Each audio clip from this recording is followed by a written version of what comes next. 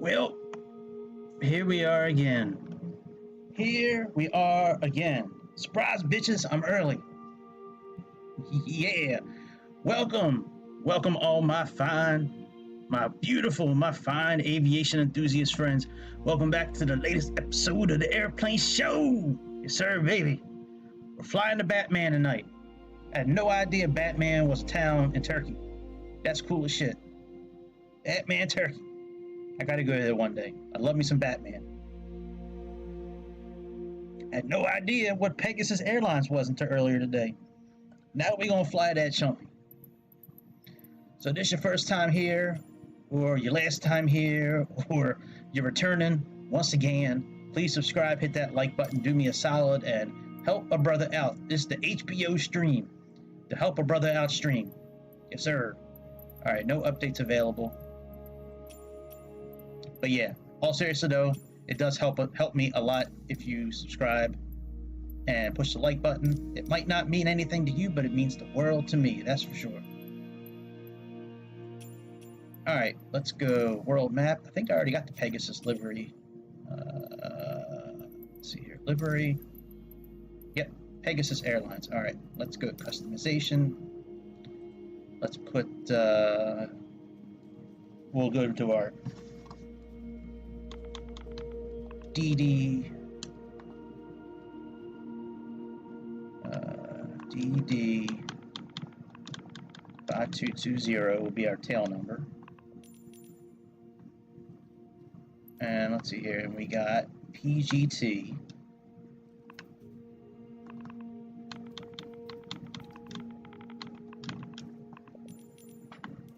PGT 2370. All right. Now we're gonna have to go in and set this airplane up. I believe this is the first time I've flown this plane with this livery, so pretty sure we're gonna have to go in and set up everything in the back screens. So let's go do that first, and then we'll probably have to restart the flight. All right, so we're doing LTFJ.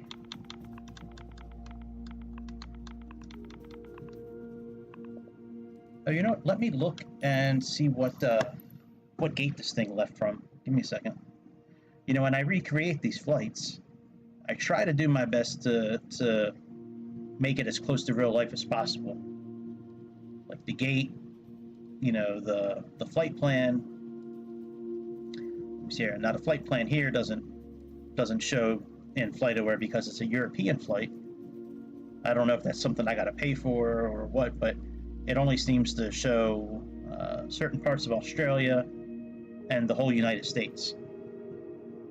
Like if you were flying from Europe to the United States, somewhere close to the United States, FlightAware will start showing the flight plan. Like it doesn't show anything from Europe. It just shows it close to the US, and then the rest of the US it shows. All right, so this left from, okay, so this is flying tomorrow. Let's see what it flew earlier today at 9:30 in the morning. Gate 406 Bravo. So let's see if we have something close to that.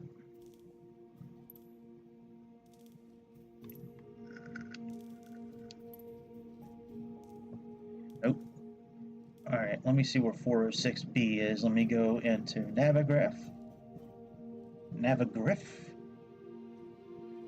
And let me see if I can find 406 something.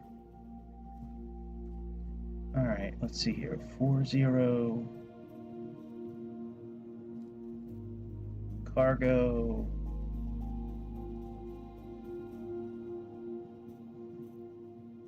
All right, parking stands, apron.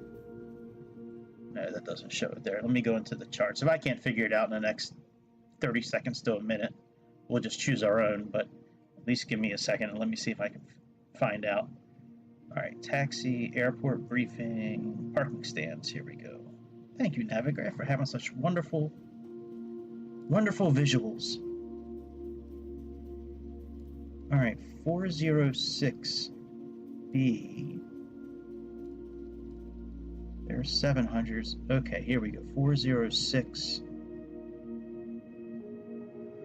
B is all the way down here.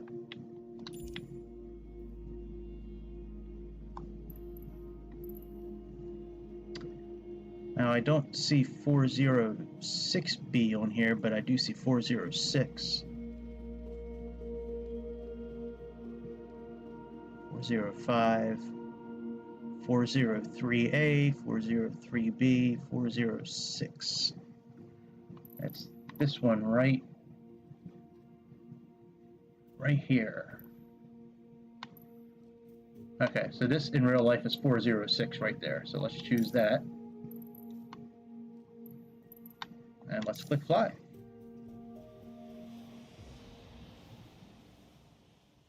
So the route that I'm flying tonight, I just plugged in the 2 airports in SimBrief and plugged in the date and time that I'm taking off. And it calculated something that looks like the actual flight that it flew. It used Euro something. What was, I forget, it was Euro something is the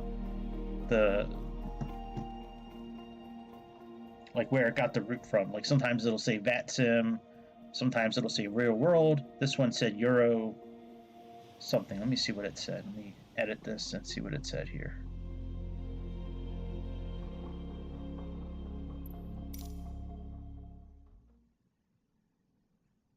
Let me see, view all. Yeah, Euro control is what it says. So, all right, let's close this out. Yep, yeah, it's definitely not to our setting configuration here because we're not usually starting with the airplane on. All right, let's go set up everything. So let's go to aircraft first. Let's go to equipment. Okay, Collins is good. Wings level is fine. Glide scope, let's allow that to capture before. And we're going to do OP because that gives us the capability of doing a Category 3 landing. If you have, so clicking that also gives us, for some reason, this 3rd button. So if you are in the airplane and you see these 3 buttons, that means you should be able to do a Category 3 landing. All right, let's go next. Double D rate, yes. Company cost index, all right, that's fine. ILS, no for alternate ILS requirements. Approaching minimums, all right, that's good.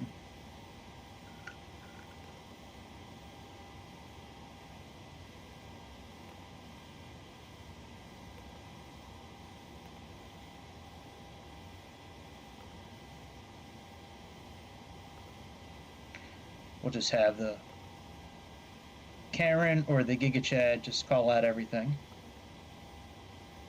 All right, show water in cyan, yes please. All right, ETOPS, yes. All right, that's all fine. 1,500 feet, 18,000 feet, that's fine. That's fine. You know what, actually, no, it's not for this plane. Let me see what the transition level is in this parts of the world here. So it says 12,000 feet. So let's fix that actually.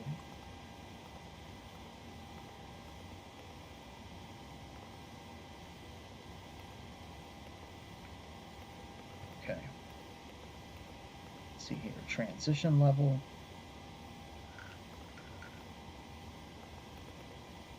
$12,000 feet.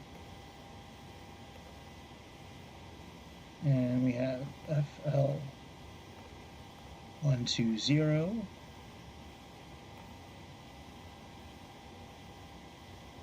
right, that's all fine. All right, heads up display, yes please. Yaw dampener gauge, yes please.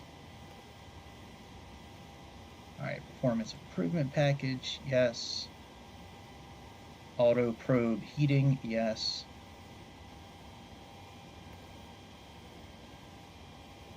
All right, LE, okay, all that's fine. Actually, no, we'll just do one class of cabins because that's what it said on on the FlightAware page. It said it was all economy, so with no meal for this particular flight. All right, oh, that's fine. Auto ignition, no. Pressurization panel. Window shades, yes. All right, Wi-Fi, yes. And the nav radio panel, I like to use the MMR. So we have the classic one here, you know, where we just plug it in and click transfer and all that. I like the new one, the MMR. That gives us this new one here, and when you plug in the frequency, it tells you if it's an ILS or a VOR. All right, so the equipment is all set. We can click return. Let's go to displays. We don't need to change much else, but I do want to run through everything just to make sure. All right, all this is good so far. Yep.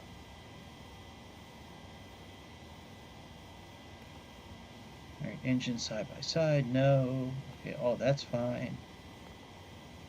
And we are changing this to kilograms.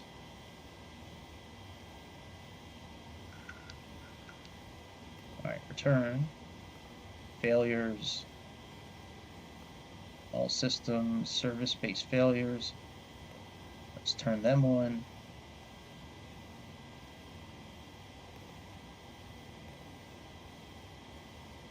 Actually, let's go back to failures for a second. Random, yes. We'll do one event for every 10 hours.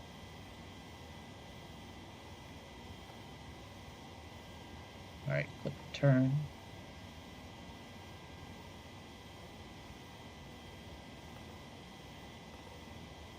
All right, so all this is done now. Now let's go back to setup. Let's go to options. Let's go to simulation. All right, engine oil, use it last. Let's turn that on. All right, sync captains. All right, sync all that. That's good. IRS options. We got fast 30 seconds. Use last memory position. Nope. All right, and let's go to the next page here. Okay, high idle there. All right. Manual override, I like doing this one here in case we need to move the throttle a little bit.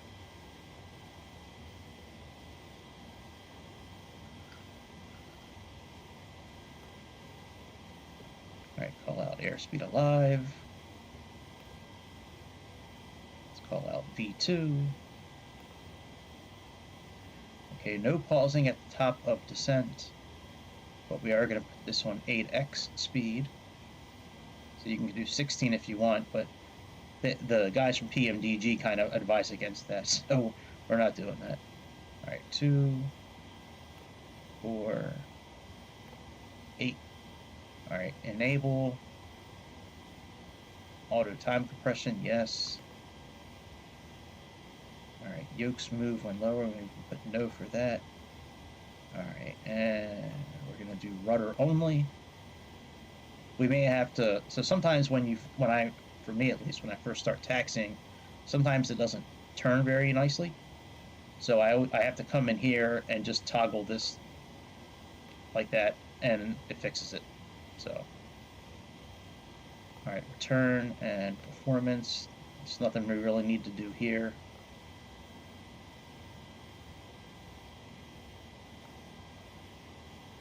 Yep. All right, so we're all set up. So let's go ahead now and save. Well, first let's put our startup state. So we're gonna do cold dark GPU, cold and dark ground powered unit. So let's do that. Let's execute that. And then let's save this. And we'll call this PEG. PEG, because all these store to the liveries. So you can have different ones for like American Airlines, Delta, Ryanair, Pegasus, Air Algier, Air Italia, whatever livery you're flying. All right, let's save that.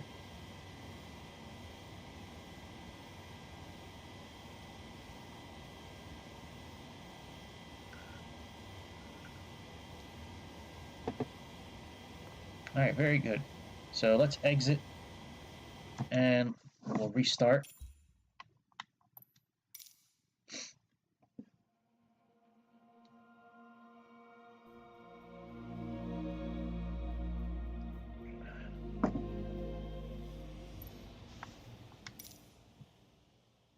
All right, let's go ramp here. And let's put this, we'll put it like daytime and then we'll take off at night or take off in the morning. I know this thing took off at 9:30 in the morning, but I kind of like taking off in the dark. As usual, I do have the photogrammetry turned off. Even though I'm playing on a Series X, I still like to turn that photogrammetry off until I get into the air. For some reason, it makes it way difficult for the ground textures to load in properly, and you get really bumpy runways, bumpy tarmacs, choppiness. Not as much on the Series X, but it still happens.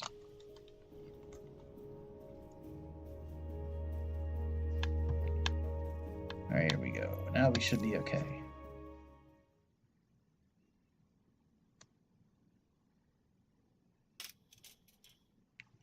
Yep. Now you can see our plane is now off. All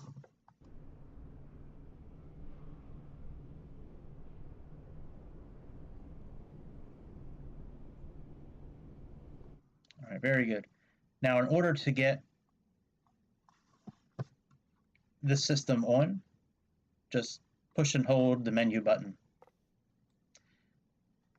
For me personally, I always use the co-pilot side for all the actions, setting up everything. And all right, so let's go ahead, and now you can set up the weight and fuel two different ways. You can just put the total amount of fuel that you're going to use in this section here. So for this flight, we need like 7,700. Well, the block is 7624, but we'll just type in, well, actually, we'll type in the right amount. So 7624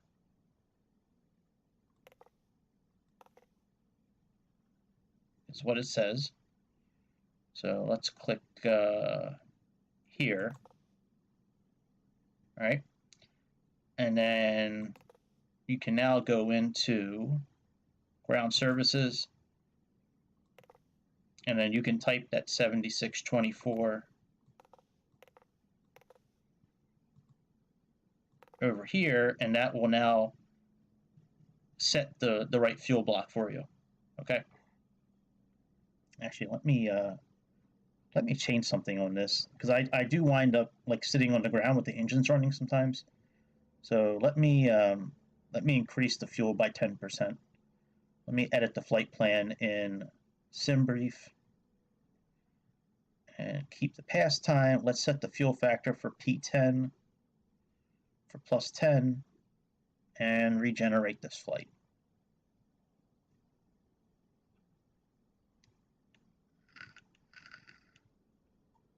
Yeah, that changed our fuel block a little bit. Let me reload this into Navigraph. Give me a second here. All right, unload. Import new flight, import from SimBrief. Okay, and just let me plug in the approach again real quick. I think it's Batman 2, I think it was ILSZ.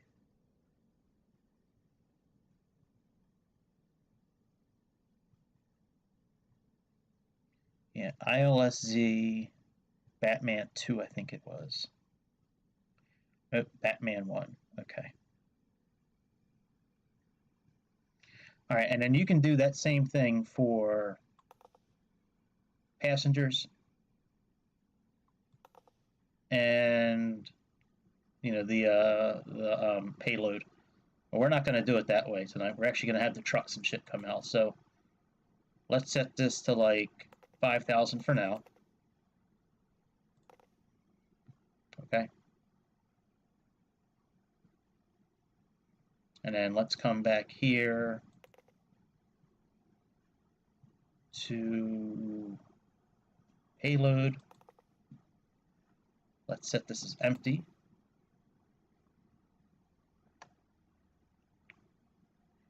And now come here, let's go here. So we have ground power on, we have the wheel chocks on.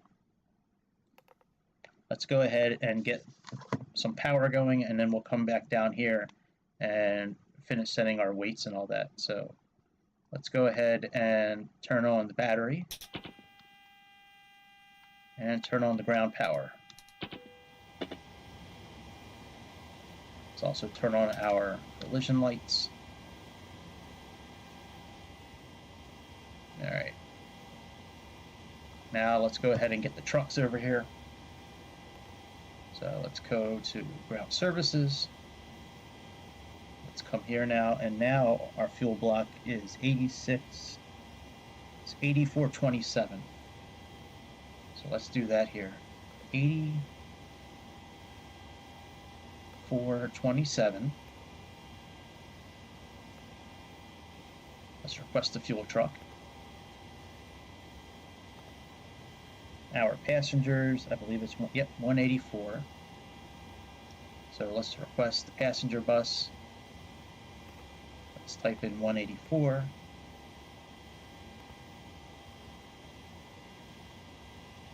And we can start boarding because it's in green. That passenger bus is just a cosmetic thing. And our total cargo is 4,600 kilograms. Let's do 1,200 in the front.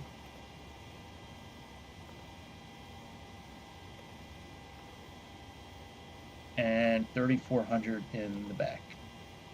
Everybody likes a big back end, you know what I'm saying? Yeah. Reduce the capacity. Alright, well, whatever. I've never seen that happen before, but it is what it is.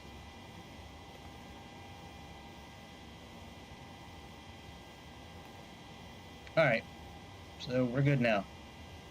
We can start fueling because this is in green. Passengers are loading in, and we're just waiting for the rest of our trucks to show up. We got our Pmdg passenger services. It'd be cool if they actually had passengers like walking, into the airplane. I think that would be pretty dope, but they don't have that. All right, let's wait for this to turn green. Let's go ahead and let me look on our flight plan here and see what our coordinates are for this part of Turkey. So it looks like north 4053, east 02918. Okay, let's go to FMC. Let's click clear. Now, this ARAC data that is using is from 2022. So I would suggest, if you're going to build this in SimBrief, try to stick with ARAC 2204 if you can. I didn't do that, but I wasn't sure what it was running, but it seems like it's still running, from 2 years ago, which is crazy. All right, let's align the IRS system. So let's come up here and put this on heading/STS. Let's move this to nav. Let's move this to nav. And now let's come down here.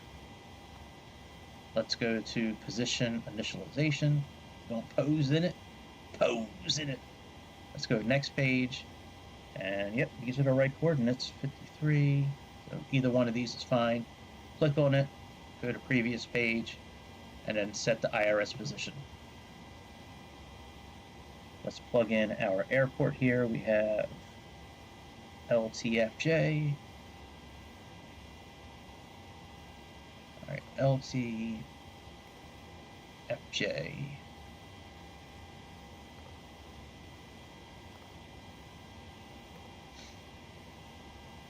Let me see if it takes gate 406.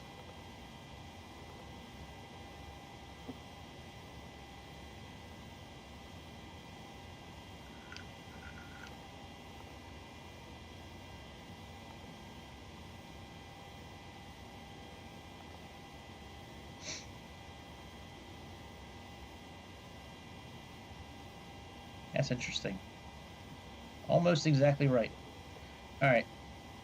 Let's wait for the nav to finish lining up. It actually probably should be because I have it on 30 seconds. Yep, it is. All right, all this stuff. Oh yeah, let's finish setting up. So let's click on start here and start here. Let's do our flight plan. So let's go to menu. Let's go to route. And let me see if I can bring in the flight plan. Yeah, I can't do it.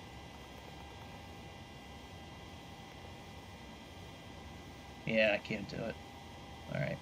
It'd be nice if I could do it, but I can't. All right, LTFJ.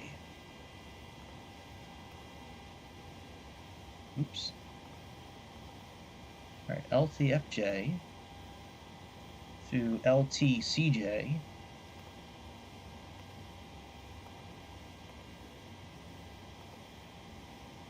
And our flight number is PGT2370. So PGT2370.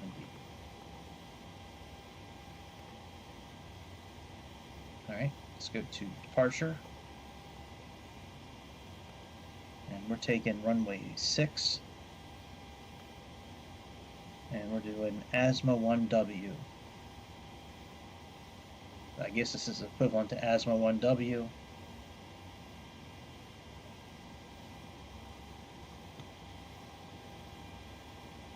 Yep. It's now called ASMA 1W, but in the past, I guess this is what it was called. So let's go to route.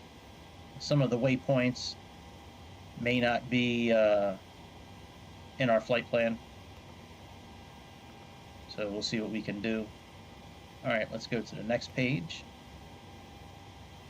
And then from ASMAP, we're taking UT341. So let's see if that's in here.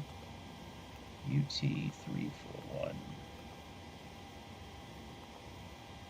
All right, very good. And we're taking that to BAG, BAG. So when you're entering info into this system here, this side on the right is always for waypoints. How we're getting to that waypoint is on the left. So if we weren't using an airway, we would just put in, well here, I'll show you. We have, oh we actually don't. We're using all airways. If we were not using an airway to get to BAG, we would just type in BAG and push enter over here, and then this would say direct. So let's execute that. Then we're doing UG8. UG8. We're taking that to GEM, GEM.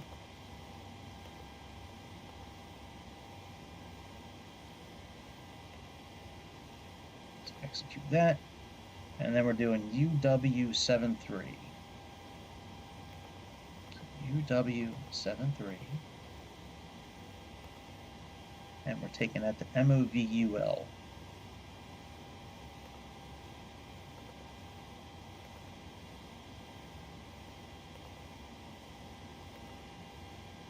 All right, let's execute that. Now let's get our arrival going. So we have MOVU 1K. Let me see if that's still in here. Sure is. Okay, very good. So we're doing ILS Z2 BAT 1. And we are doing MOVU 1K.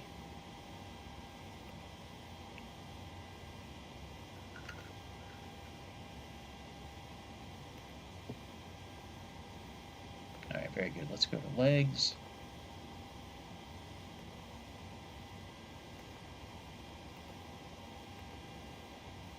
So I don't see any discontinuities or anything, so let's go ahead and check out our route.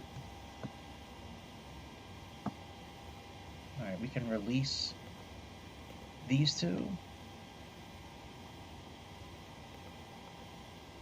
You can release the fuel truck. Passengers are still loading. All right, so let's come up here. Let's put this on plan. We can leave it on 20, that's fine. So what we now want to do is click on legs so you get to page 1, and then on the bottom right we have step. So let's just click through this. Let's check out our flight plan.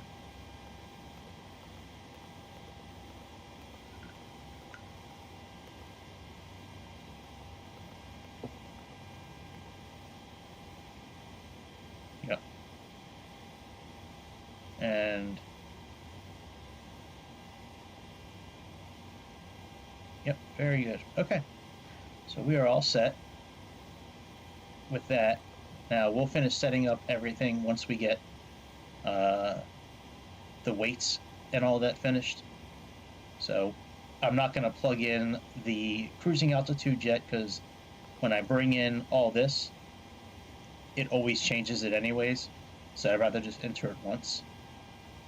But in the meantime, let me click on descent, and I'm going to plug in this forecast. Now, a lot of other planes will bring in the forecast automatically, like the 747, the Dreamliner. We just click on request and it plugs it in. I don't think this one's going to do it, but let's see. I don't think it will.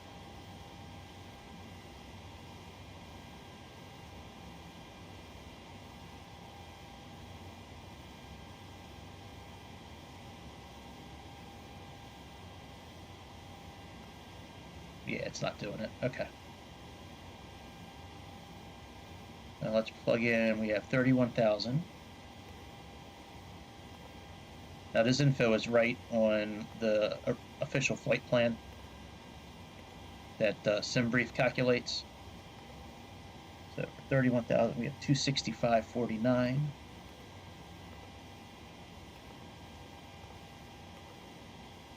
And when I built this flight plan, I built it for March 2nd at like 9:30 in the morning.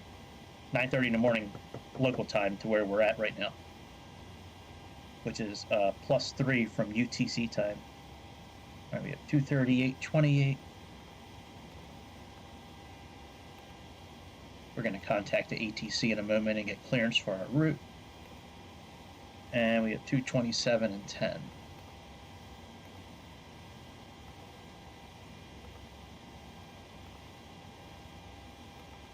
Okay, all that's done. Let's execute all that. Let's go back to this page here.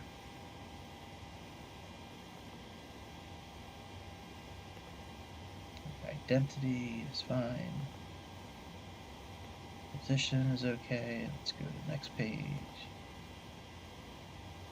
All right, all that's fine. All right, very good. Let's contact the ATC.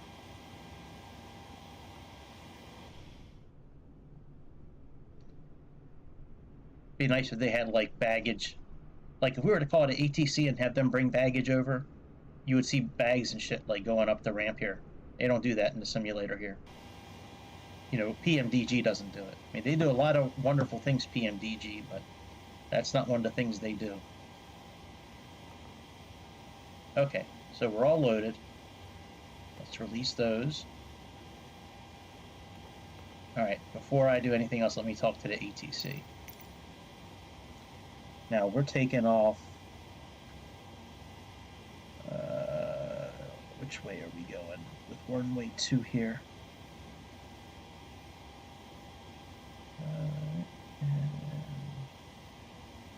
Oh, I'm sorry, runway 6 is what we're using. So we're going off to the right. So we're going like northeast. So let's see, let's try depart east.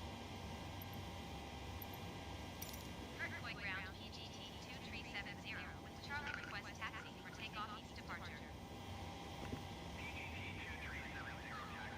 Okay, very good.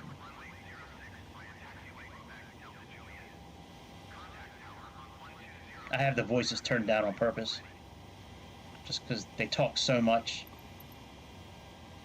in the game that it's really annoying.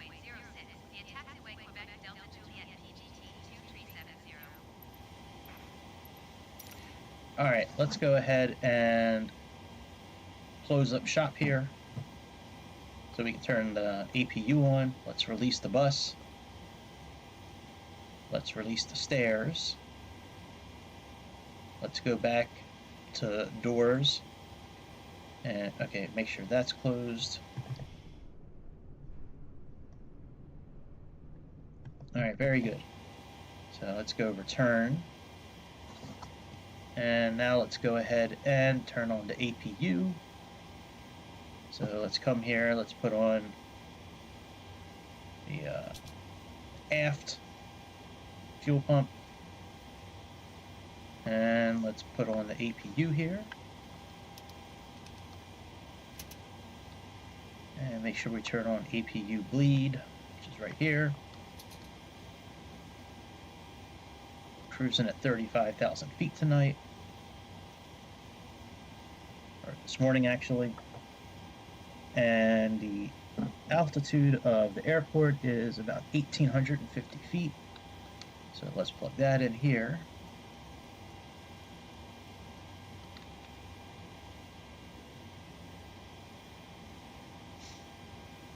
This will go up and then come back down. Once it gets to about here, we'll see the generators kick on. All right, let's arm the yaw dampener. The probes are on auto. That's fine. Let's turn the window heat on.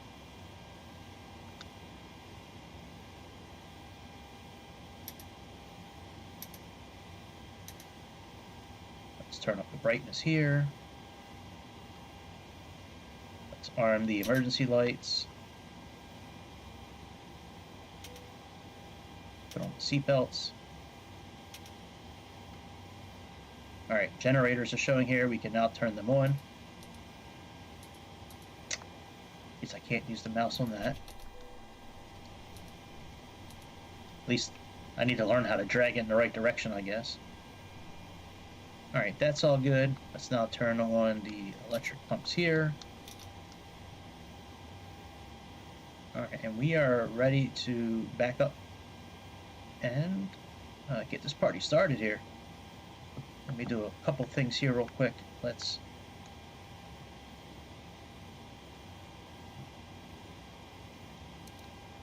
turn the VORs off here. Let me put myself on map. Let's turn his VORs off. And let's put him on plan. Alright, let's call the boys for backup. Let's make sure our parking brake is on.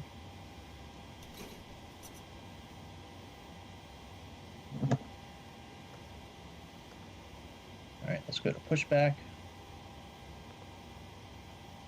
Actually, let me make sure we're not connected to ground power anymore. Alright, yeah, let's release that.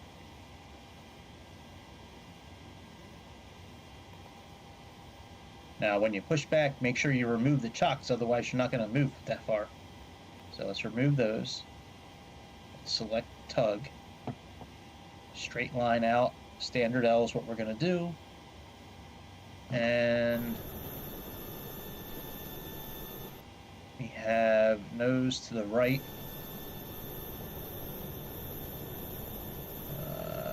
Yep, I think that's correct. Let's start. Cockpit to ground. Oh yeah, we never did set up our performance. After we back up, we'll do that. So we'll turn the engines on after we do that. Roger that. Ready to push. Tail to the left. Park brakes off. Yep.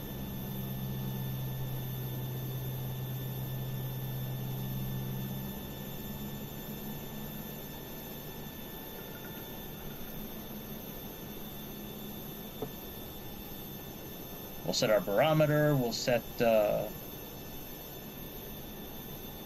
normally I would turn one of the engines on right now, but I never did set the weights and balances, so let me, we'll get back up, and then, we'll do the weights and balances and the takeoff info, and then we'll turn the engines on and get out of here.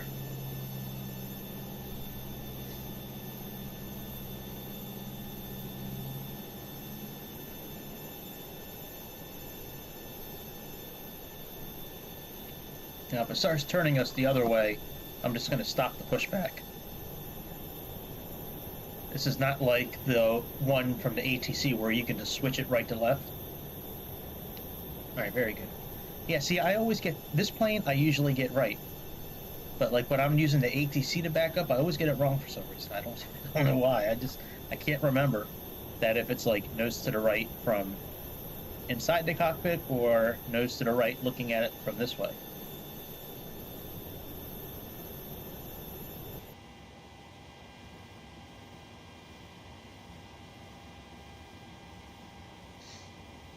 Alright. In the meantime, we can, it'll stop on its own.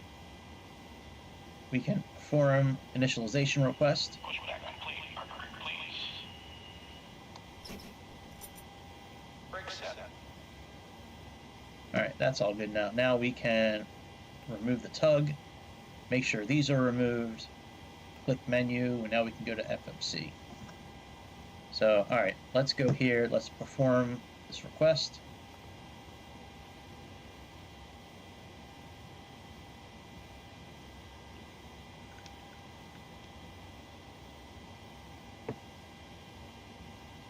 It'll say load when it's ready.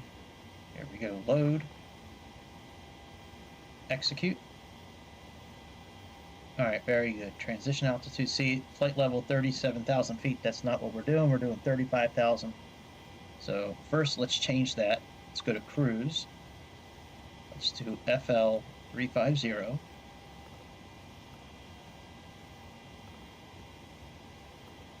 Alright, now let's go back here. So the flight plan fuel that we're using is 8,200, so let's put in 8.2.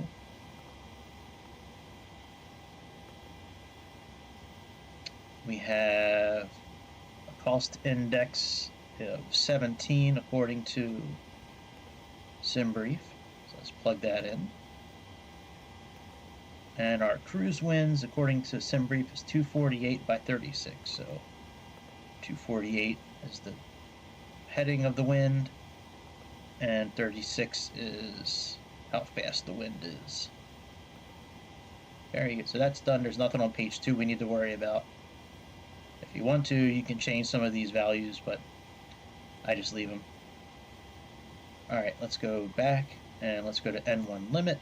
Now I usually do 30 degrees over, but that may not be enough of a D rate for us, so let me like plug in, let's try 55 and see what happens. Let's go take off 1. Yeah, that looks good. 89. I try to stick around 89 to 90. So, alright, that's good. Let's go here. Because what we do is you plug this temperature in, and it tricks the engine into thinking that it's that temperature outside. So it makes the engine operate as if it's that temperature outside. So the engine can work less and get the same performance. That way, you're not going to damage the engine, or you can keep it at a higher throttle for longer. All right, let's go to takeoff. Now, before we plug in this info, let me go to this page here. I want to plug in the wind and the slope.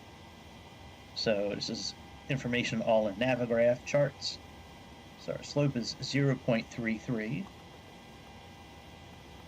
Now, it may not affect anything, but I at least want to make sure it's correct in here.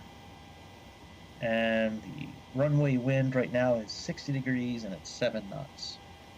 So we have 060 by 007. Let's get what the, we should have a pressure of 29.91 right now, but let's see what they say.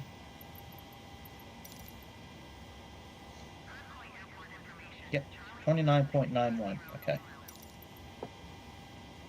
So let's come back here. Let's make sure that says 29.91 for our barometer. That's the little dial right here.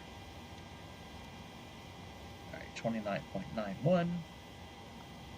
Center of gravity calculates automatically. Just double click this button. And let's try flaps 5 and see what it says. Let's try flaps 10.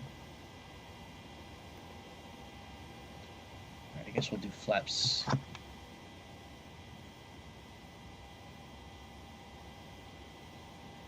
148. Let's see what it says here.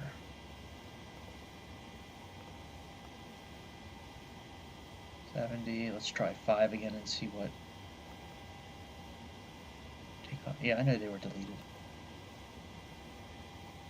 Alright, we'll do flaps 10 for takeoff.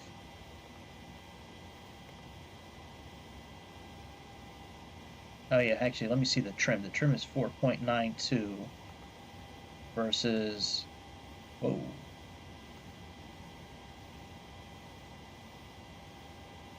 What do flaps 15 look at?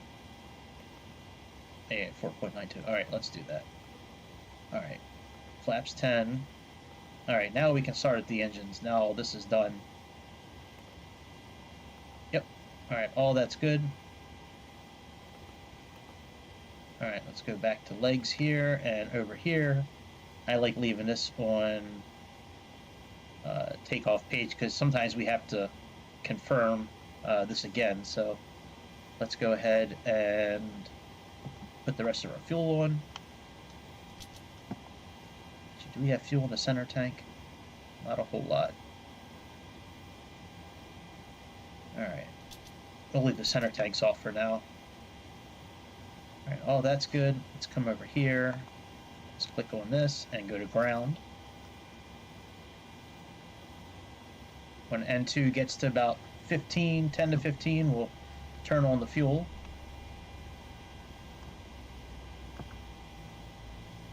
Alright, let's turn on the fuel.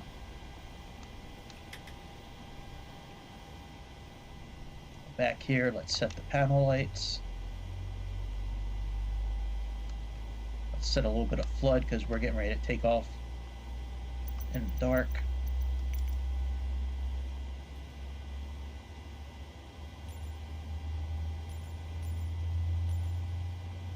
Even though this plane took off at 9:30 in the morning, I like it when it's a little dark outside. I like looking at the cabin in the dark. Oh, I never did put the lights on here. Alright, let's put the lights on. Main panel. Alright, background. Just a little bit of floodlights. And over here, let's go main panel. Alright, now we're good. Let's put on engine number 1.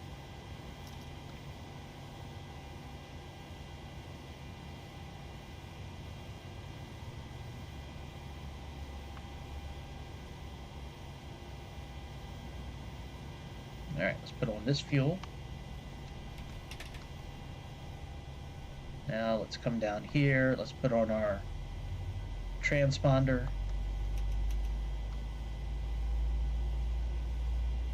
There is a weather situation here, like for, you know, but it doesn't work. So we'll just leave that alone. All right, let's put on our flight directors. 1 and 2. All right, 10,000 should be okay for our takeoff. We have, do we have a constraint? Let me see here. Yep, we do. So let's put in 7,000 actually. All right, and here I like to click data because that actually puts the constraints on the map here. All right, all that's done, and the heading for our takeoff is runway 6. It should be like 59, so let's plug that in.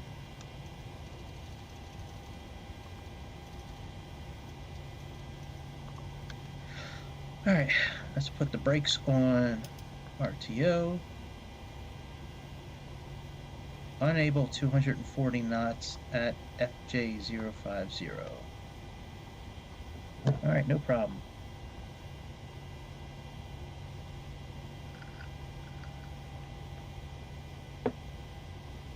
Well, can we do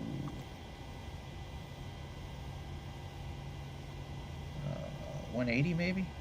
Let's try 200. Actually, let's do 210.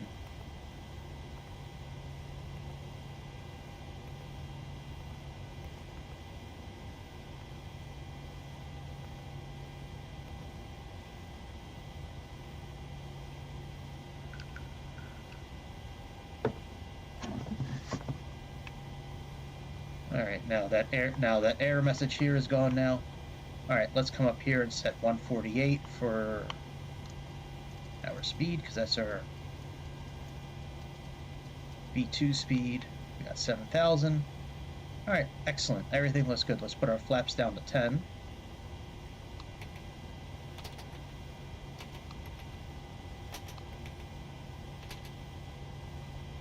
Verify takeoff speeds. Once the flaps finish going down, we'll... Oh no, there is no test takeoff. Never mind. All right, and our trim is set automatically, it looks like. All right, very good. Not really sure why there's caution lights on, but let's click it off. And, oh yeah, we don't have our generators on yet.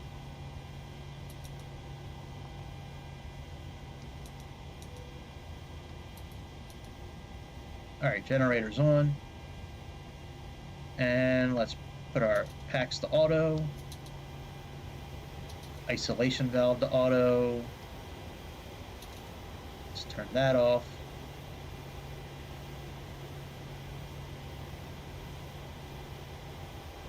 Let's put our taxi lights on. Let's put our logo lights on. Let's put strobe lights on because it's dark outside. And all that. All right, let's roll out, baby.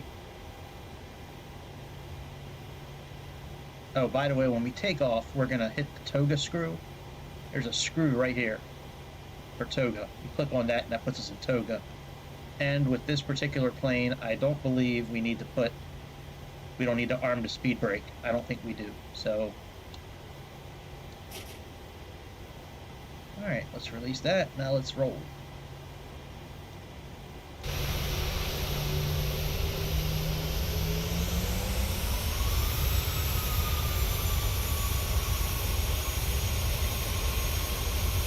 Air Pegasus. Like, as soon as we get up in the air, I'm turning on photogrammetry. So it's like sometimes even before I put the wheels up, I'll put photogrammetry on. I just leave it off while I'm on the ground because I don't want any potholes, anything that could throw us into a situation where the plane crashes.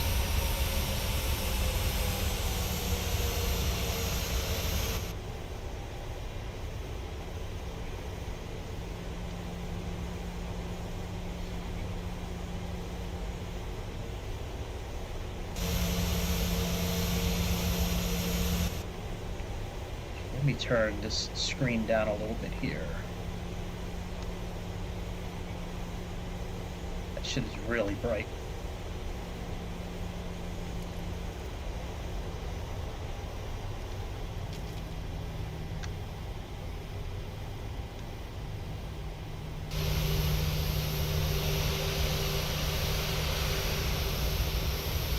once we get up in the air, I'll put back on daytime mode, probably. I just like seeing the airport in the dark with the lights and shit on.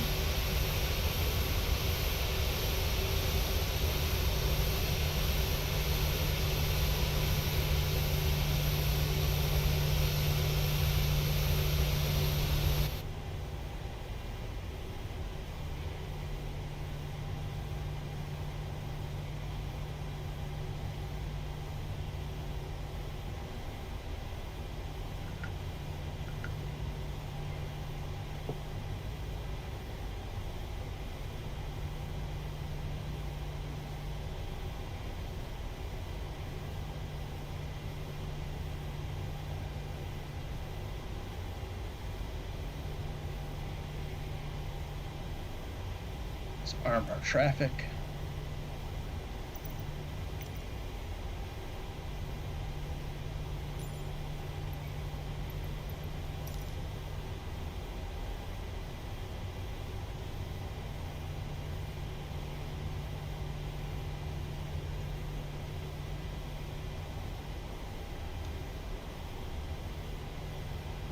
Oh, there's a plane on our traffic already, right here.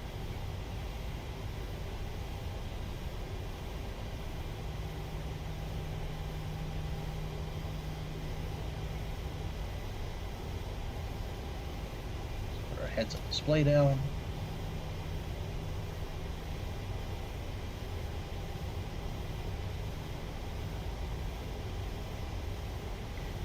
Now we're going to change the format of this heads-up display for our landing. We'll review that before we begin our descent. But it's pretty easy to do. You just need to click on a couple of buttons and enter some information that you can get from Navigraph. If you don't have a Navigraph subscription, you may be able to find it on SkyVector or just Googling it. But we need to enter the length and the height of the runway for landing. And then with the setup that we're going to do for the screen, it should put the reticle right on the sweet spot of the touchdown zone. We can get that soft, buttery touchdown. Soft and buttery. That's what it's all about. Give me that soft, buttery touchdown.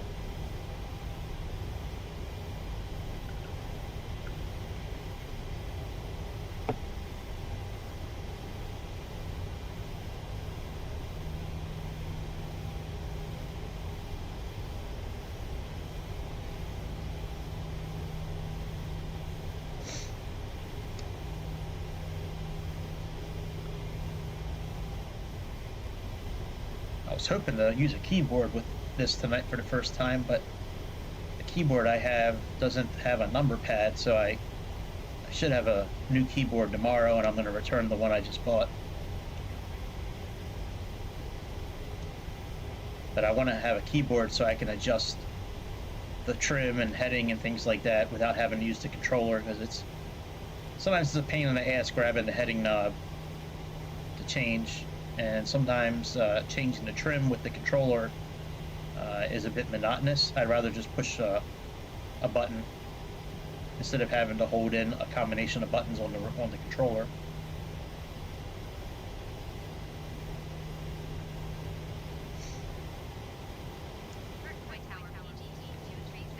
All right, let's put the landing lights down.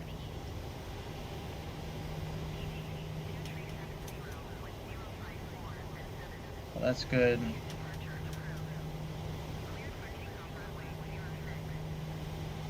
Let's arm the auto throttle, and let's arm LNAV and VNAV.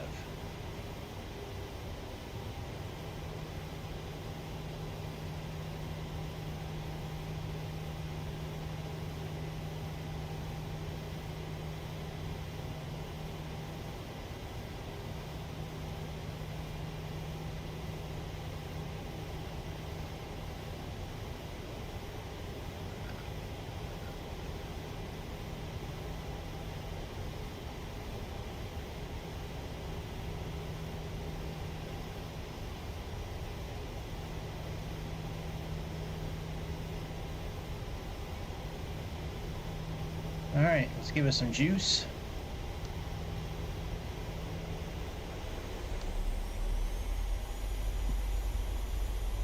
Alright, engines look good. Let's click the toga screw.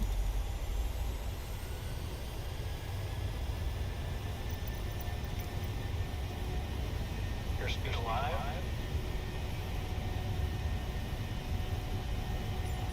That's about the right time of day it took off. 80 knots.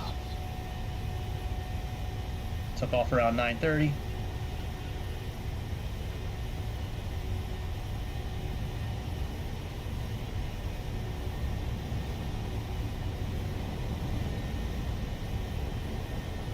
Maintain 2. Positive rate of climb. Gear up. Pause. Here. Photogrammetry. Apply and save. This might take a few seconds for it to save.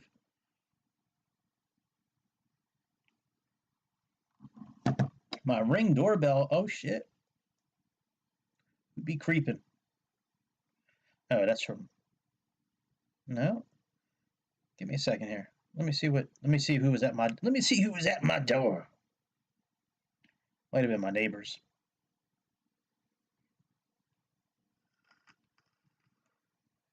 Give me 1 second, y'all. Let's see who's creeping. Come on, phone. I really got to factory reset this phone, man. This phone is so slow sometimes. All right, history.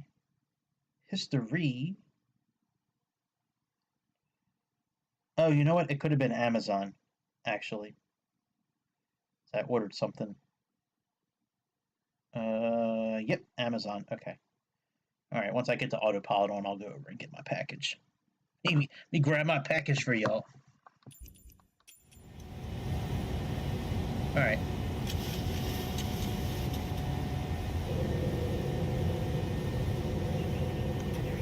All right, let's put some flaps up.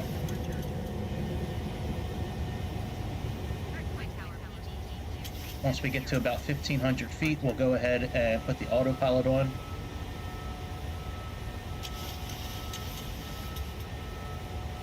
That's the beeping for the VOR system. All right, flaps up and autopilot on. Yep. Let's go ahead and do a couple of things. Turn that off, and let's lock the landing gear.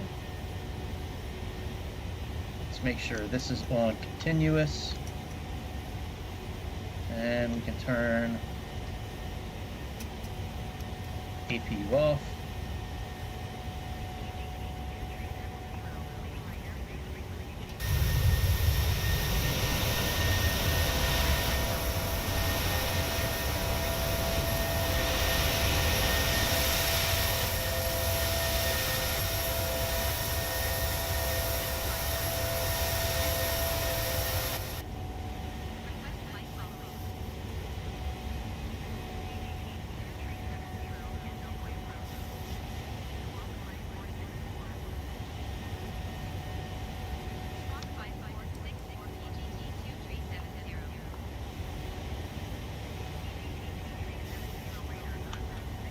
All right, flaps fully up now.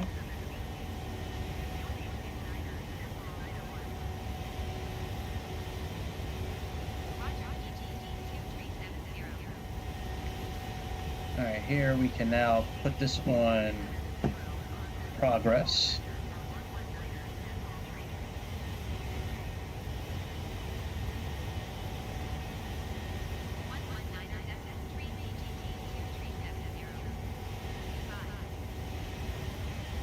All right, flaps are fully up. And we're getting ready to cross below 7,000. All right, let's put on 14,000 now. That's our next constraint.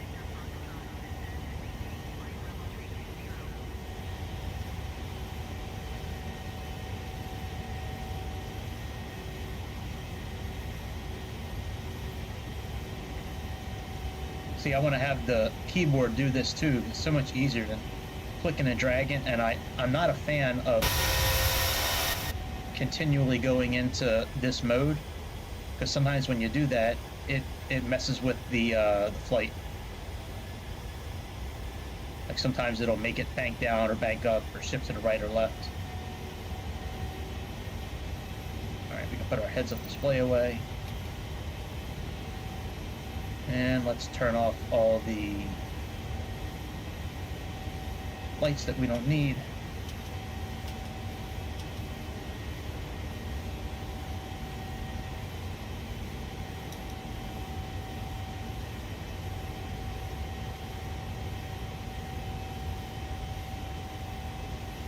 It's the air temperature outside. Where is the air temperature? Plus 6 degrees.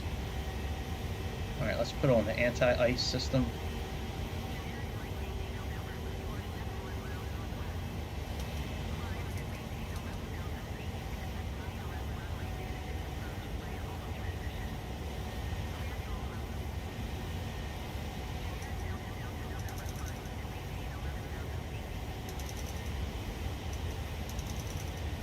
Jesus. I just want to turn it on generator 1.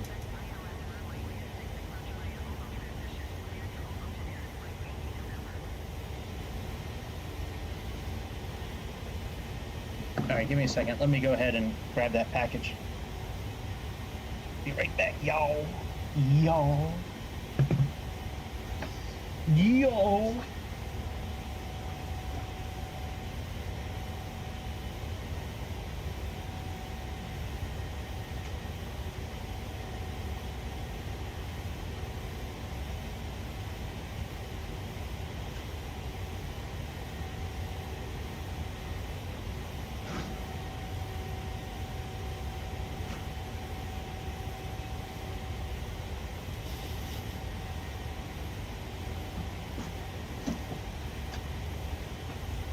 Lazy, fat American.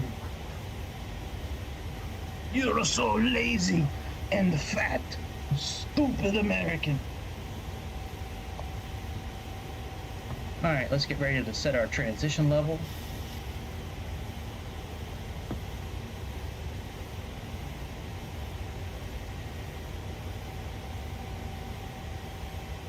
Not that it, makes it, it's only 1/10 of a point, but, it's okay. Alright, let's set standard pressure.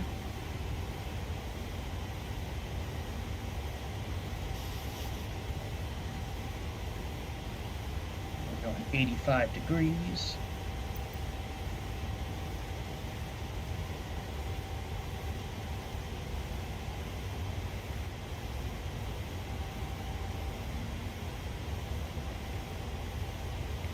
Got 111 miles to the top of climb.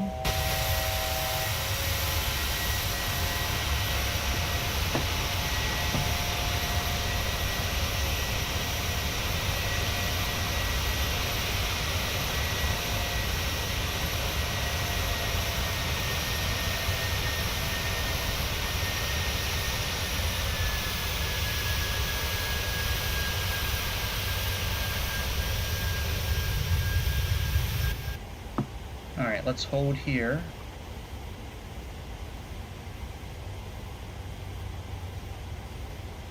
And let's plug in our cruising altitude next.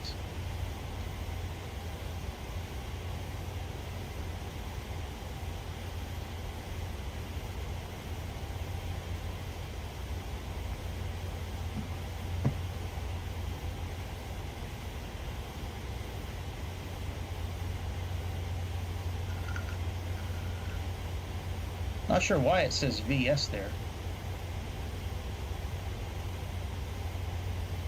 Alright, there we go. Now it's gone.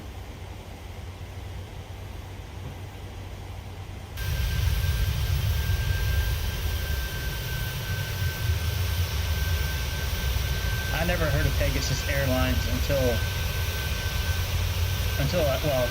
I never thought it was real until today.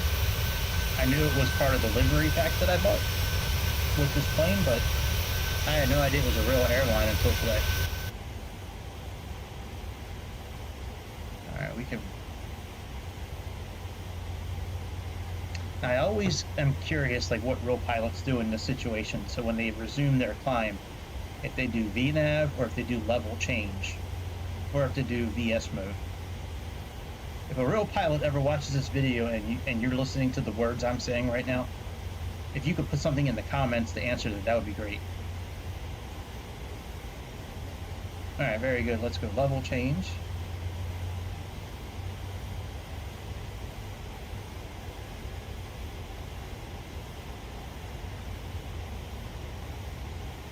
Let's just do VNAV.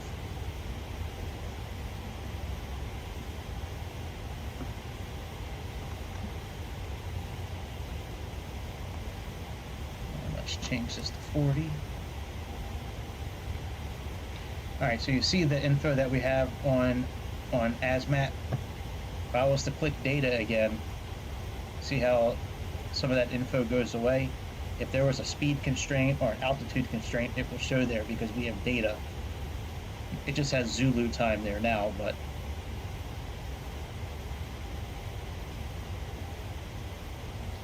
if there was a constraint there, it would show there. Because it's 6:37 Zulu time. You know, this part of Turkey is 3 hours ahead.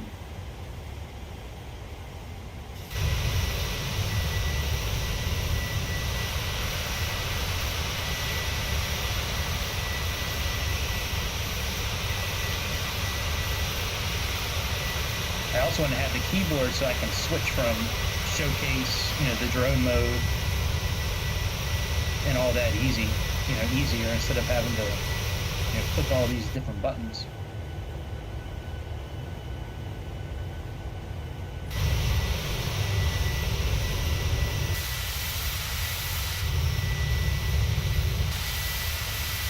Oh, that's a cool view. Look at that.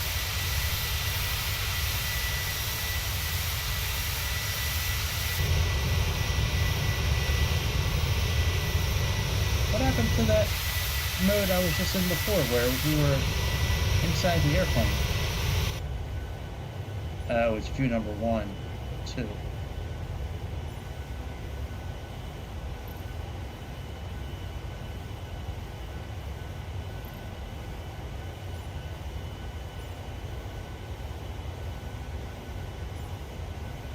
Well, they got a lot of views inside the cabin here. That's cool.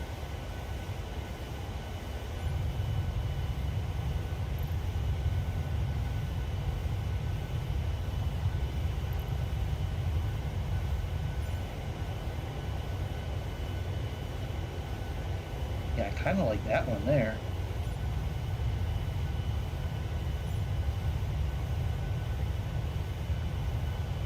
I like the sound of it.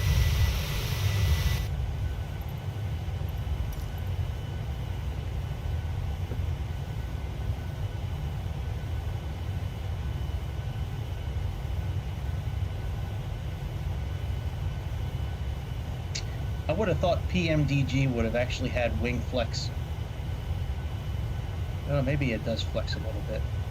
And like the ailerons and everything kind of flapping around like they do while you're flying sometimes.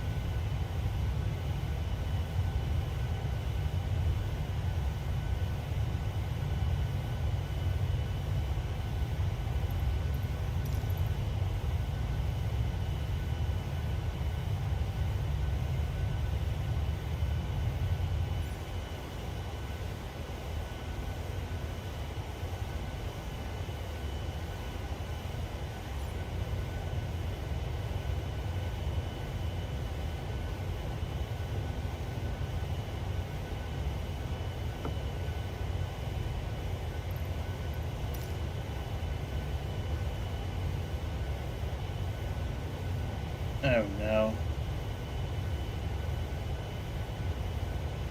Shit.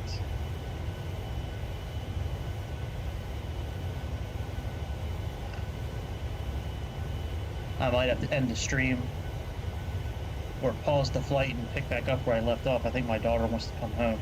Fuck.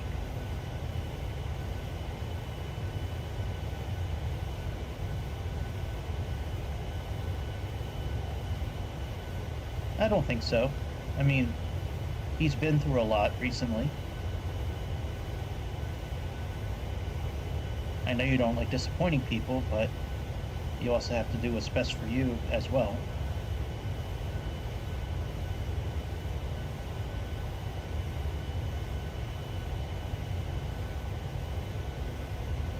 I might have to leave and go pick her up. Shit. I knew she wasn't sleeping out. Every time she says, "Don't worry, I'm sleeping out. I'm going to," she's over at her grandparents right now, and like her favorite cousin, they're like best friends. They, he's over there. Well, it's my niece was, well, niece obviously was born a girl, but she identifies as a guy. So just out of, I don't really get that whole deal, but out of respect for them, you know, I address him as whatever he wants to be called, and, you know. But yeah, my daughter never sleeps out. I should have known not to start a stream until I heard from her.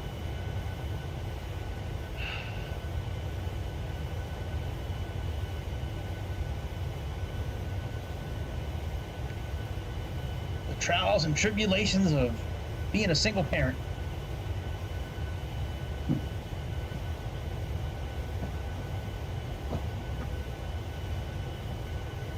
Open this here box up.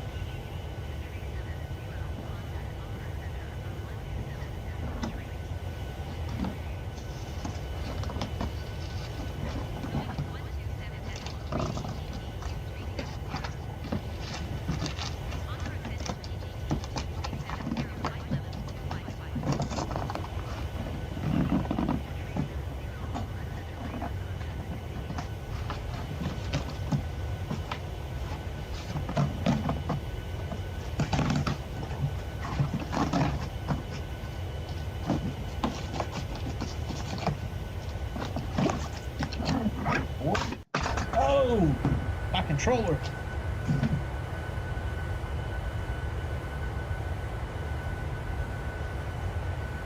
Wow. That's the first time I've dropped this controller.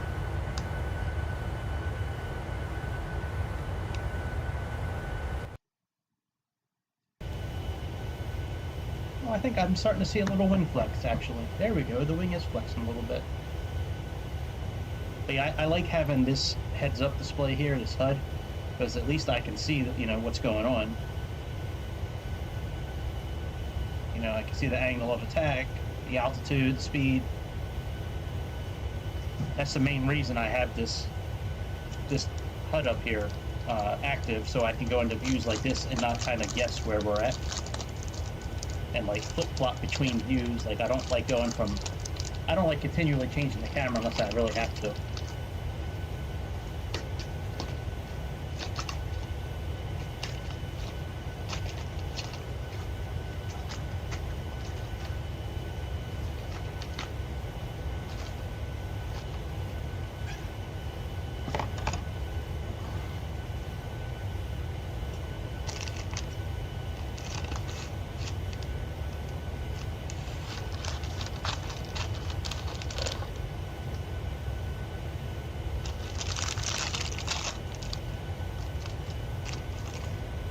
Bought a yard sign,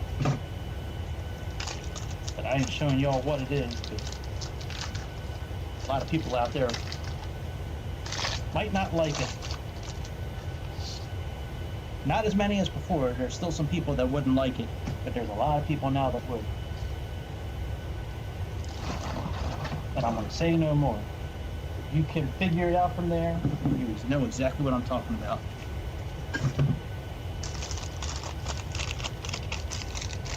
Can't figure it out from there, you may go through the rest of your life always guessing, what the hell is Greg talking about?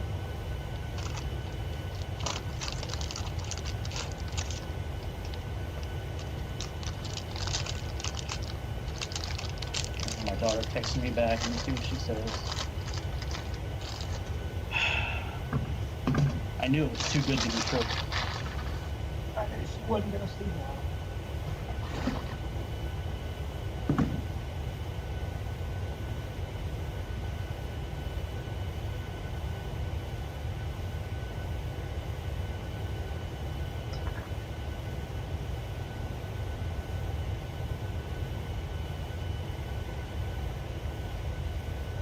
Okay, well, do what's best for you. If you want to come home and feel the need to, I'll be there. Just keep me posted. Period.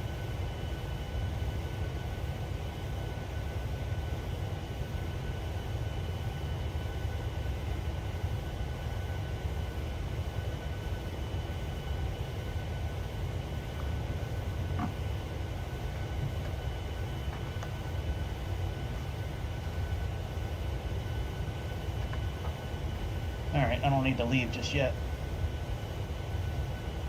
She okay for now? It's right in the middle.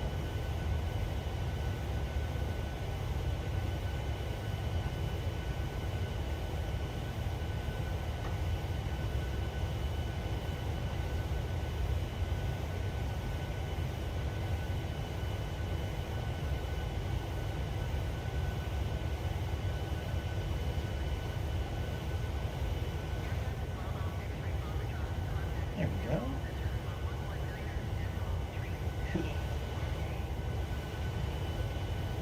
They should have came with one more thing and like one more post in the middle here instead of just having two, but should be okay. I just worry about the wind messing with this thing now that it's only got there's two supports, but it should be okay.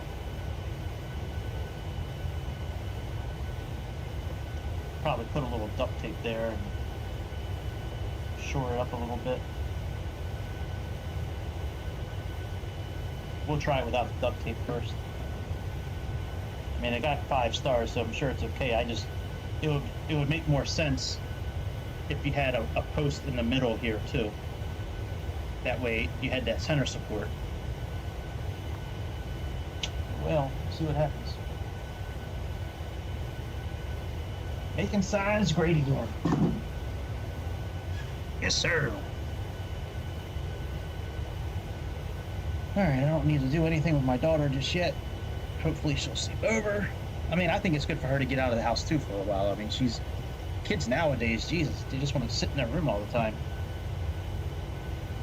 When I was their age, we walked to school in the snow, backwards, barefoot. Nah, man, when I was their age, shit. Only time I was in my bedroom. Now we had video games too. We didn't have the online capability like they have nowadays, but still, man, shit. When I was 15, her age, shit. Only time I was in my room was when I was sleeping or doing homework. Other than that, I was working, playing in a band, playing lacrosse, hanging out with friends. And then 18, my son's 18. When I was his age, shit. Man, the only time when I was in my room back then, man, it was just sleeping, maybe. When I was 18, I was either I was in college some of the time, but man, I was always out doing something. Working, playing drums, playing in a marching band that I was in, hanging out with friends, going swimming, working out at the gym, hanging out with, girl. I mean, and I was like never home. Just to shit, shave, and shower.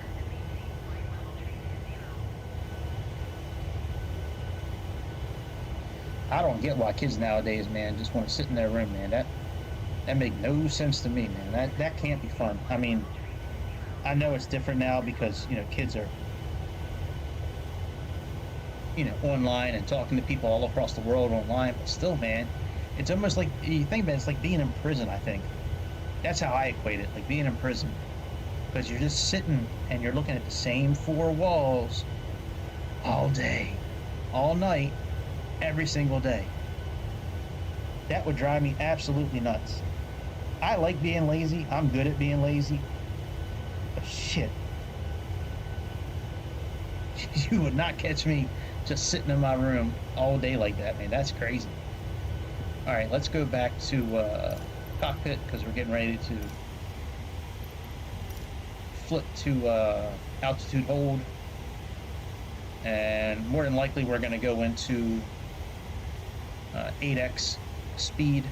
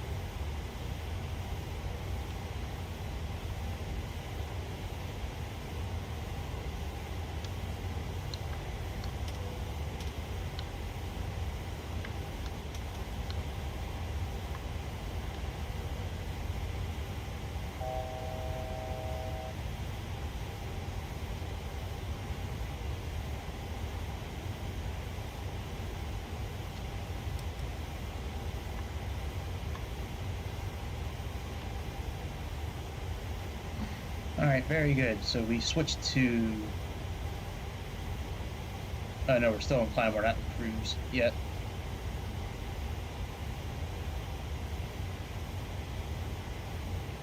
We'll get there. If not, I'll switch it myself.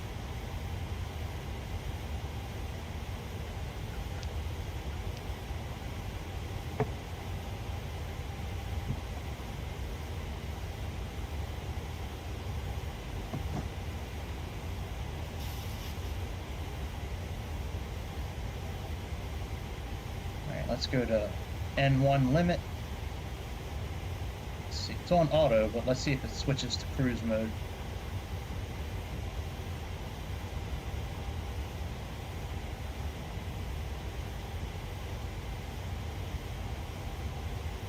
All right.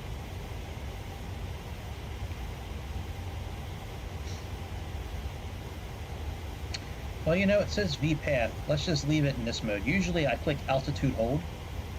Let's just leave it. Let's leave it in this mode and see what happens. It moved the cruise automatically. Let's just leave it here and see what happens. So usually I do altitude hold, but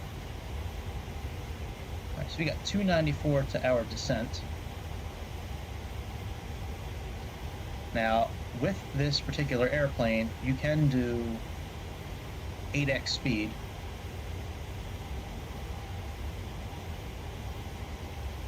In order to increase the sim speed,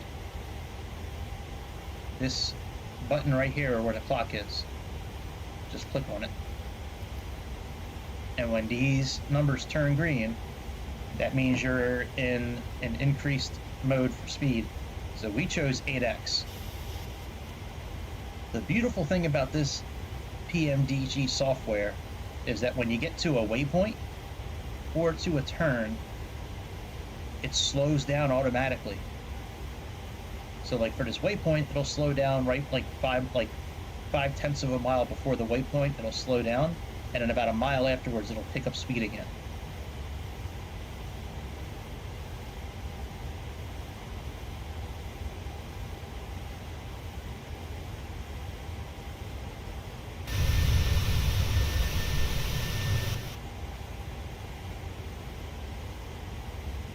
We'll stay in this 8x mode just for a little bit until we're about 100 miles out from our descent. Then we'll get everything set up for our approach. Make sure we got the right frequencies in. We'll set the info for the runway.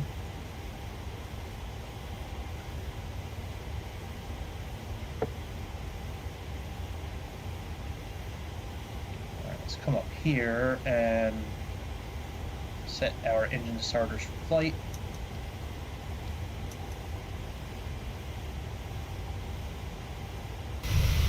So you can see how we're slowed down again as we got to a waypoint.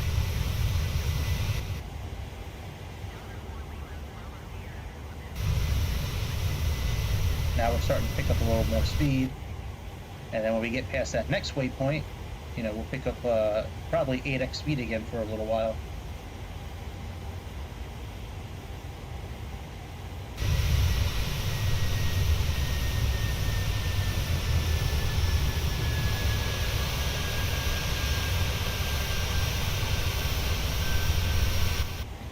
Yeah, I was very close to doing this flight or an Air Algiers flight, which I'll probably do one of those next with the 737.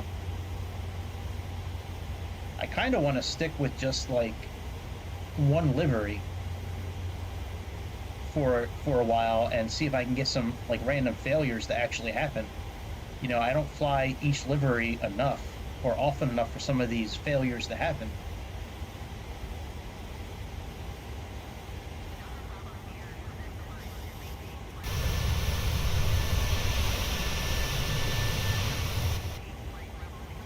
All them teraflops working. All my teraflops working. Yeah, boy. What you know about it? What you know about them 12 teraflops?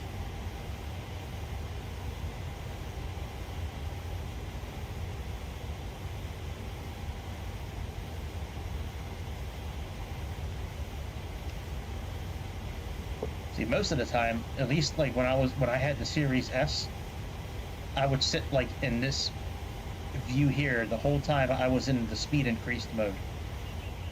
That way I don't have to worry about like clouds rendering or the scenery rendering on the outside. I can just have something fixed like this. For some reason, I always, at least with the Series S, I felt like the speed increase worked much better when it was in this, when I was looking in like this view here.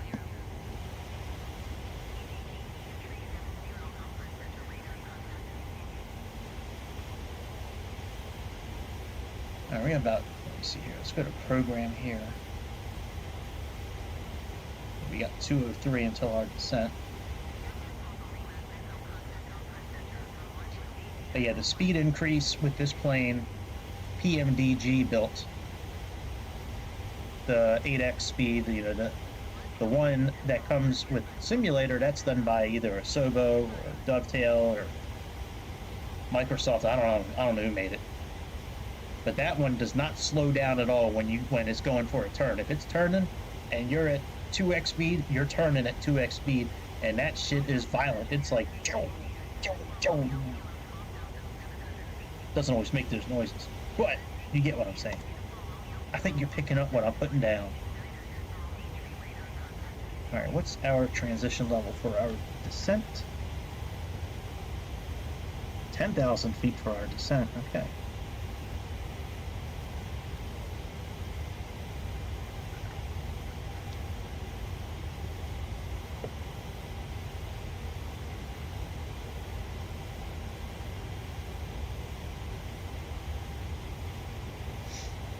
Okay, when we get to about 100 miles, I'll slow down.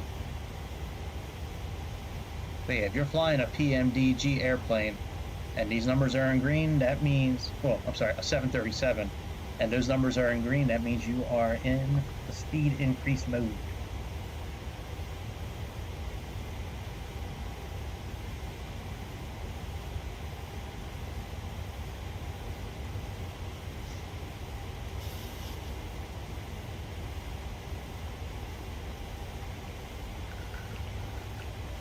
I love that the option's available because now we can do like a 4-hour flight in a fraction of the time, or a 5-hour flight, or even this 2-hour flight.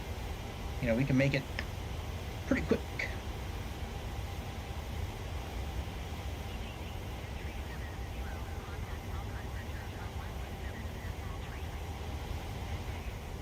But yeah, I thought about doing a flight to Dubai or a flight to you know, Germany. There was quite a few real flights that I was looking at, but you know, I've never really flown over Turkey before, so I was kind of excited to, you know, see the terrain that Turkey offers. I've flown over Germany, you know, I've flown over Europe, or at least that part of Europe. I've flown over Dubai and the Middle East and all that. I've never flown over Turkey before.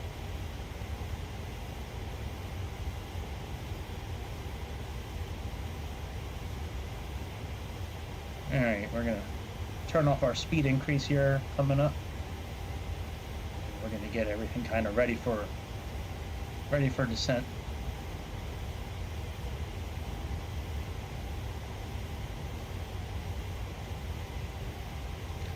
You know, we can actually, let's wait till we're 50 miles. We'll wait till we're about 50 miles out.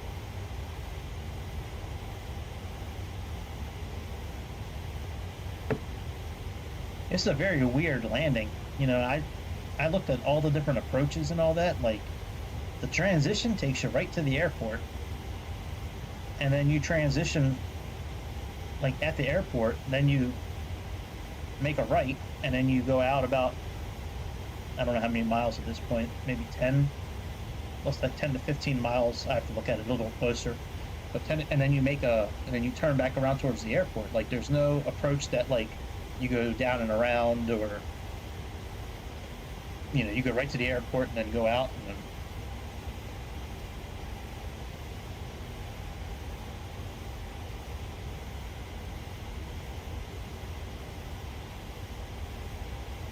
All right. I love flying this airplane. This airplane's so much fun to fly.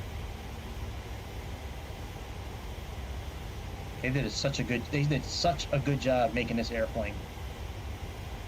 I don't know what the rest of the 737 lineup is, you know, with Pmdg. I'm sure it works just like this one too, but man, this one works so good.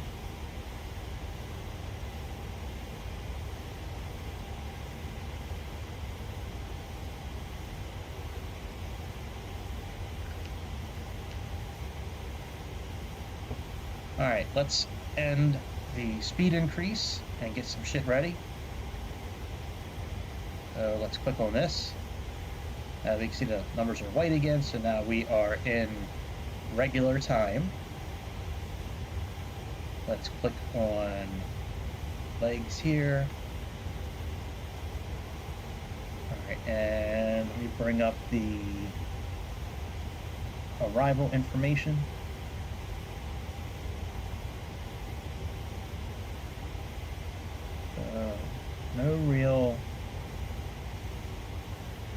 No real altitudes we need to be at by a certain time, so that's okay. So let's go ahead and plug in 29.6.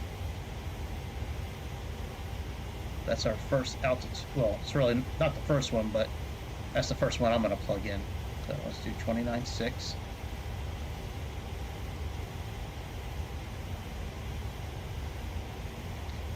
Now let's go ahead and plug in our ILS information. So let's go to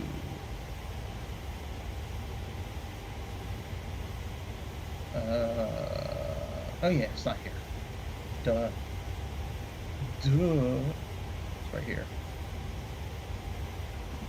So first we're going to plug in the ILS. That's 108.1.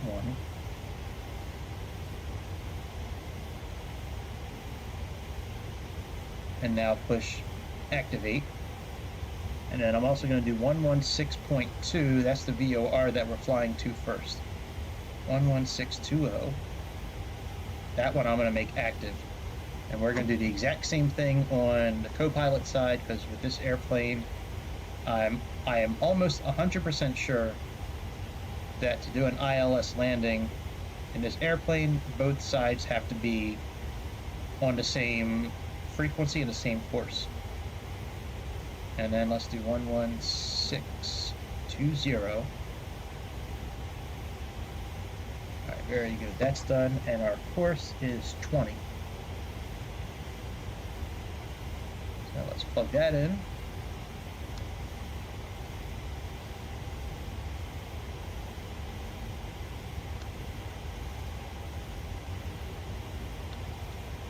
And now let's plug in our runway information. So to change the heads-up display, what we're going to do is, let me get the runway information up first. Information. We're going to click on mode. We're going to change this to instrument, and standby is view, but we're going to do instrument mode because we're doing an ILS landing. Let's click runway, and now let's enter the elevation. So it's 1809, push enter, and now push once, push twice. Now we have length.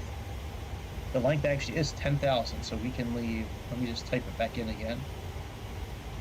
Push enter. Now we're good. Now we have the runway height and length, and now we're Gucci. As my daughter says, we Gucci. So now when we put the heads-up display down, here actually I'll pull it down now so you can see it. You remember when we took off, we had all that stuff on the sides. Remember we had all that, you know, speed and altitude and all that. Now all that's gone.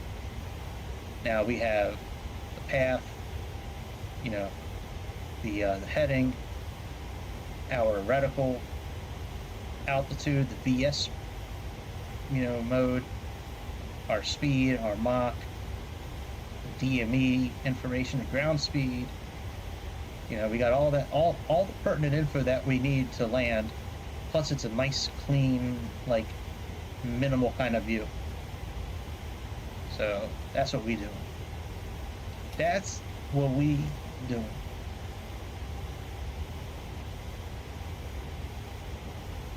And let's turn on the center tanks for now.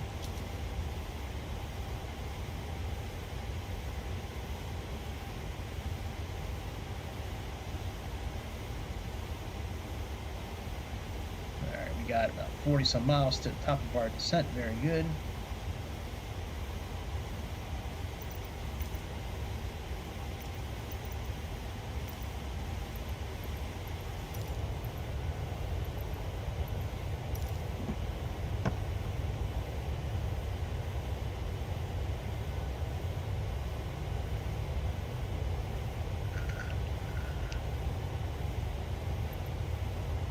I wish that the simulator made a plane where the ailerons and the shit back here kind of flapped around like it does in a real plane. You know, none of this shit is ever stationary the whole flight. They're flapping up and down, the wings flexing a little bit more usually, but certainly, you know, I don't know. Maybe I'm asking for too much. Maybe it does it on PC. I don't know. But I have yet to see a plane in the simulator that does that. Alright, let's do a couple of things here. Let's move this back to 40. And what we're going to do here is set up our GigaChad, GigaCaren. We're going to put him on map. And in this plane, if we push this CTR button twice in map mode, it'll bring up this display here. And it'll show us our angle, our altitude, the waypoint, kind of like it does in the Airbuses. So I like that view a lot. So let's leave that out. And we're flying at 108. We're getting ready to go to 103, so let's plug that in case we need to switch to heading mode.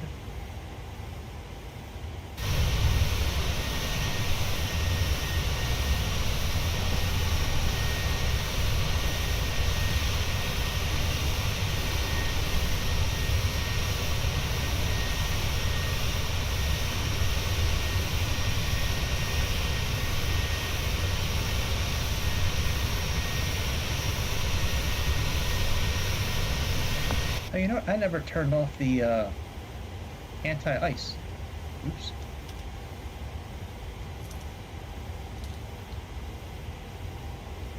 The probes, I activated auto mode when I was setting up the airplane. I don't know if you caught that or not when I was doing it, but I set it up for auto. That way we don't have to turn them on or off. They'll just come on automatically.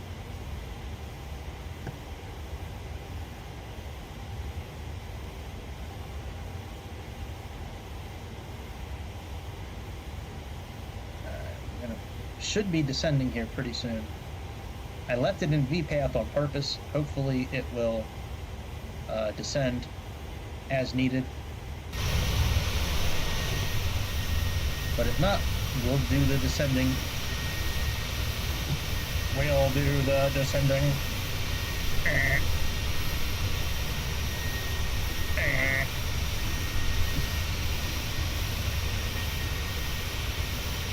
You know, I'm actually going to do something different tonight. We're not going to follow the exact flight plan.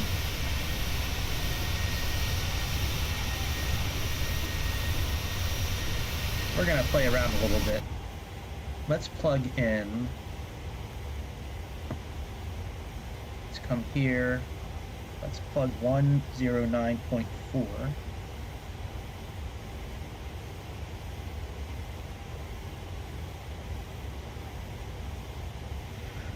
And we're going to be on a course of 128. 128 radial.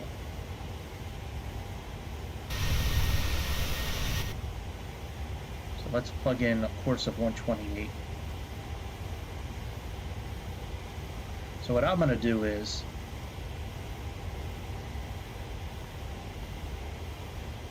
see if I can show you on this map here.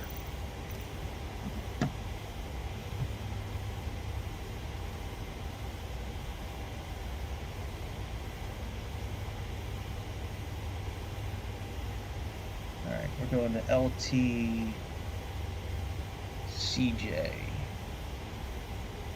So the way that the flight plan has us going, it has us going straight here, going up, making a loop, and coming back around.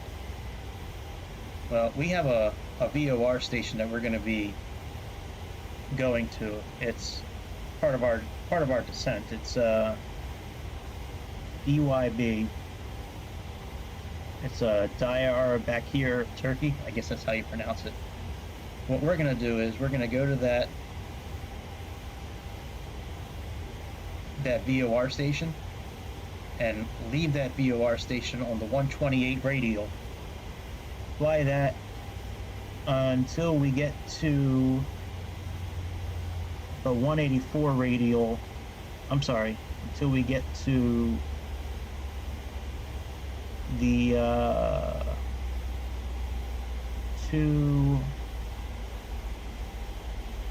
184 plus 200 is 384. Well, whatever. We're gonna fly it until we line up with the Batman VOR, and then we're gonna turn towards the runway.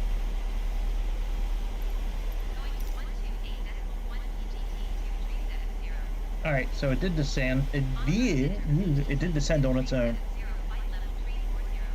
All right, so when we get to DYB, we're gonna leave on a heading of 128.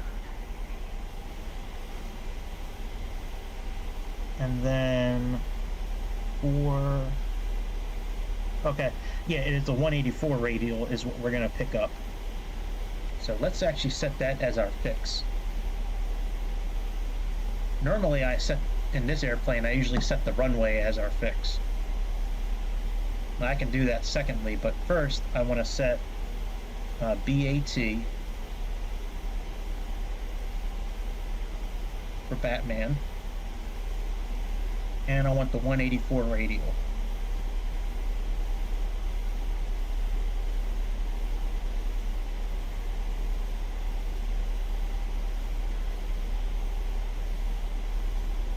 So right now we're on radial 275.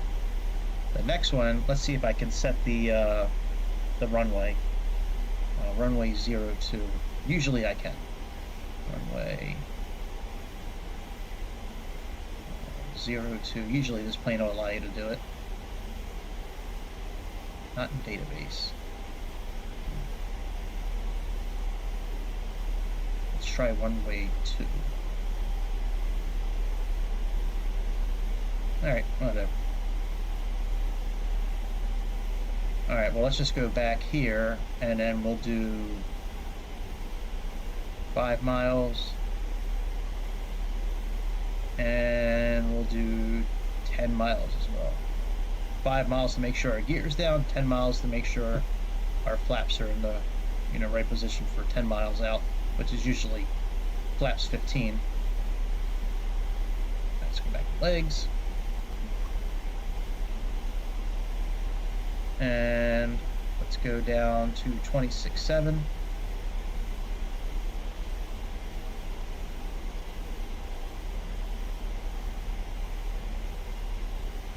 need to be at 26.7 by the time we get to DYB44. Pretty close.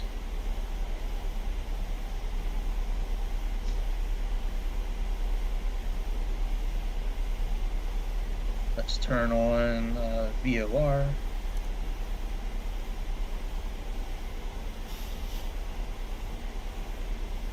I believe this line here is because of the fix that we set.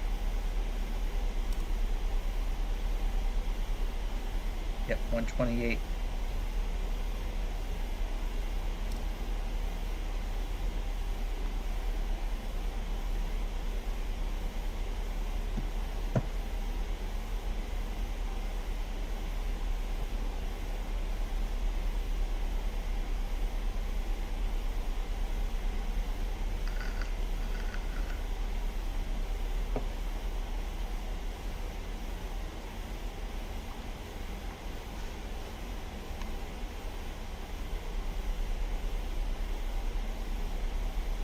But yeah, when we get to DYB, we're gonna flip into heading mode, and then, like I said, leave on. I believe it's the 128 radio. I mean, at least that's what it looks like. Yeah, I don't know what it looks like. But anyways, we're going to the southeast. So, actually, let me set this for 128 right now.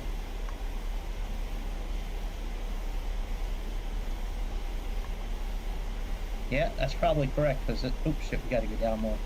Let's go down to 16.4.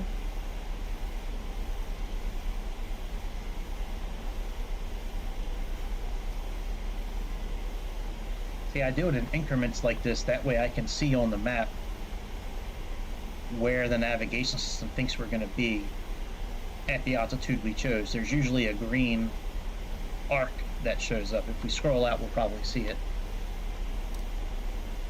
Yeah, you see? So right now it's thinking we're going to be pretty close to 16.4 by the time we get to DYB. But yeah, so instead of us going to bat and then making that turn to the south and then making that loop, we're just going to go ahead and take matters into our own hands, and I'm just going to take fly down until we're aligned with that 184 radial, and then make that turn back towards the runway, or at least lined up with the radial that we need to. It doesn't have to be the 128 radial. I'm sorry, the 184 radial, but I at least want it to be aligned with, how we're landing. We're landing on course of 20, so I at least want to make sure if we're landing on a course of 20, we need to be on like the 220, like the 200 radial, 199 maybe, 201, somewhere in that area. Remember, a course is flying to the station, a radial is radiating away, so it's flying away from the station.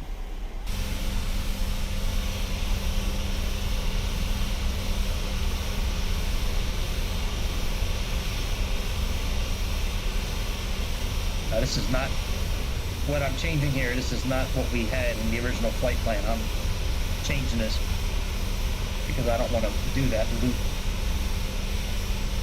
So,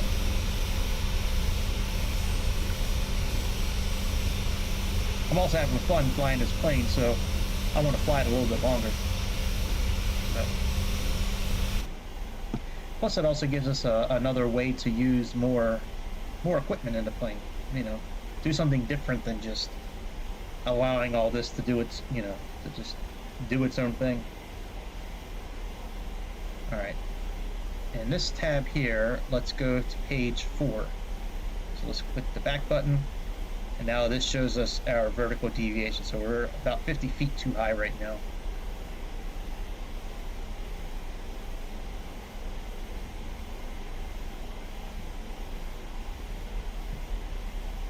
Let's click station as well. And we'll show the VOR stations.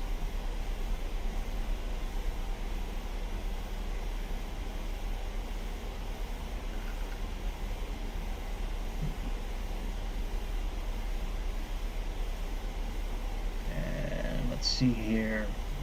Down to about 9,000 feet.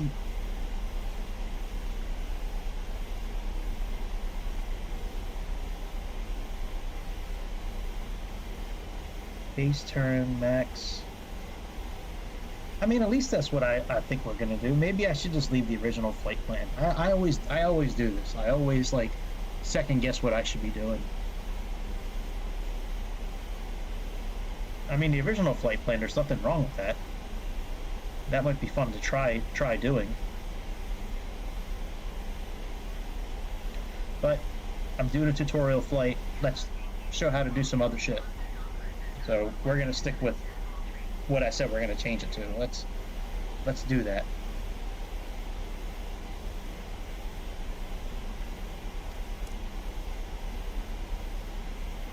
Alright, so let's put this on VOR mode. Still gives us 20 miles out. We have a course of 128. When this thing gets lined up, that's when we're gonna flip into heading mode.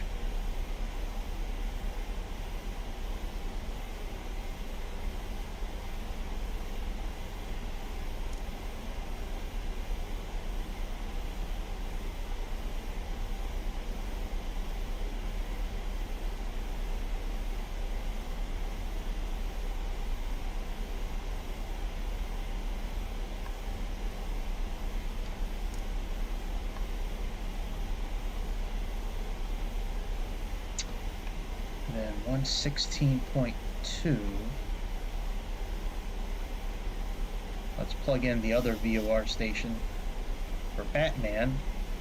That way, after we leave on 109.4, we can plug in the other VOR station. And then when we get lined up with, like, you know, the 200 radial or a 20-degree course, we can make our turn, then activate the ILS, and then just follow that bitch in until we land.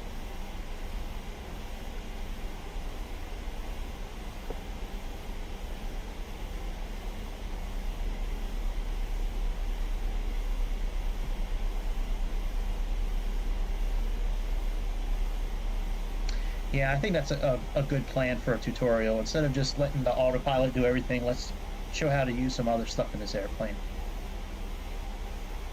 It's more fun for me, and hopefully, you know, maybe it'll help somebody out if they've been having issues with something.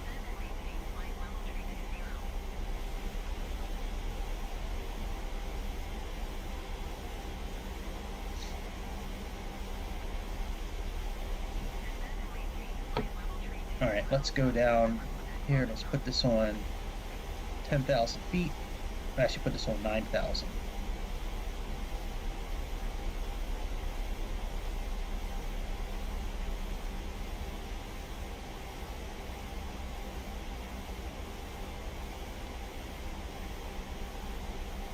And let's go ahead and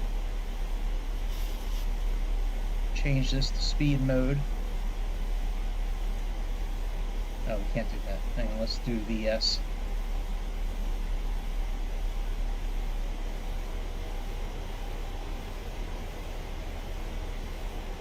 And let's arm the speed brakes.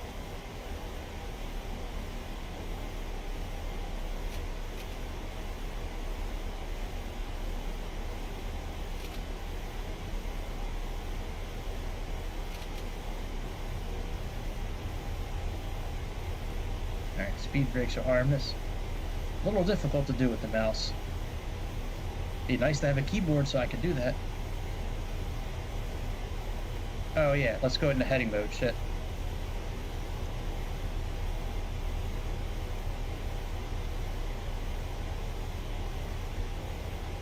Sitting there talking, forgot to go into heading mode.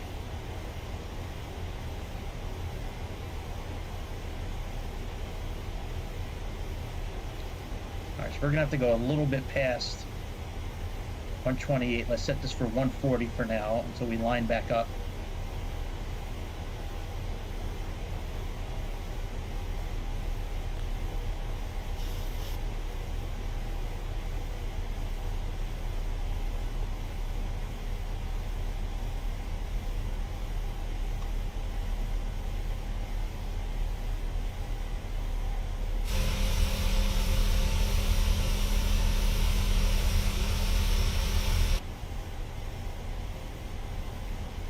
There we go. Now we're lining back up again.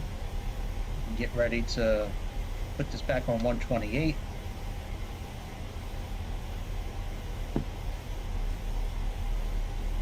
Once we line up. And since we have a 10 mile an hour or a 10 knot wind pushing on the right side of the airplane, we're going to set this for like 133, 132, somewhere in that area. That way we can compensate for the wind.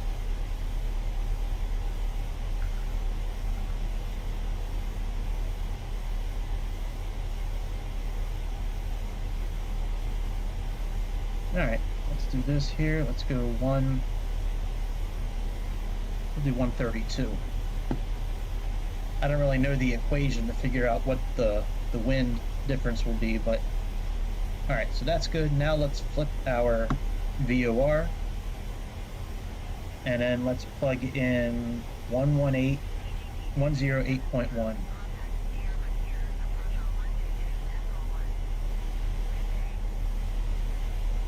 And let's change that here. We'll leave that there. And now let's plug in a course of 20.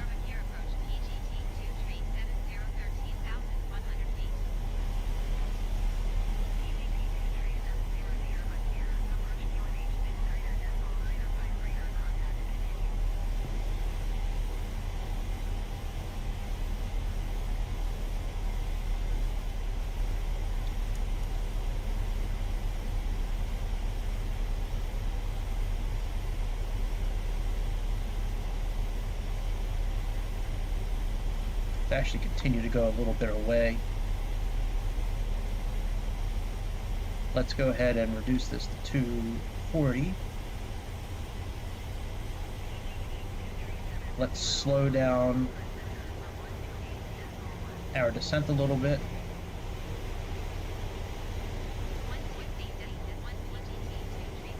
And we're at 29.97, so let's change that.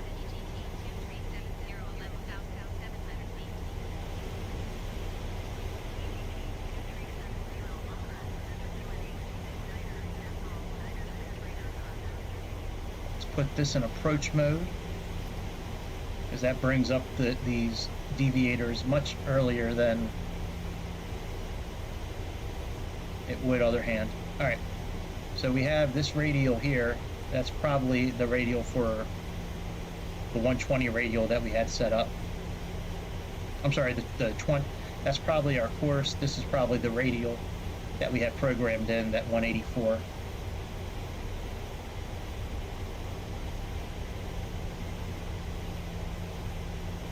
Since we're not doing VNAV anymore, let's change this to VOR.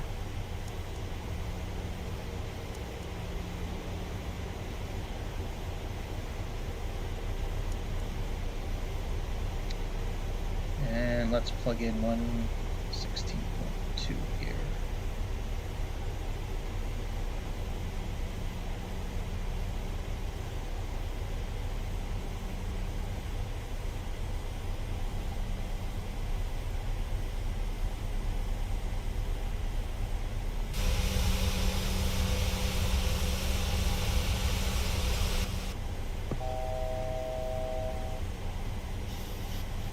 Let's take this down to about 6,000 feet.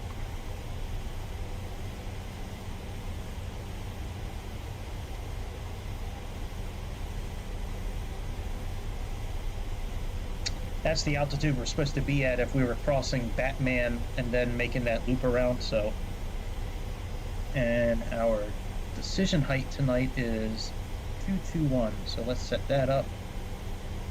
That's right here.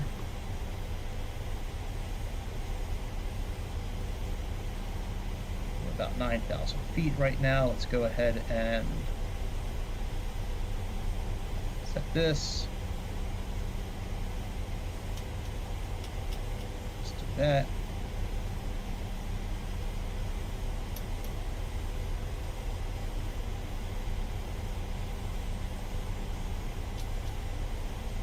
Let's turn off those pumps.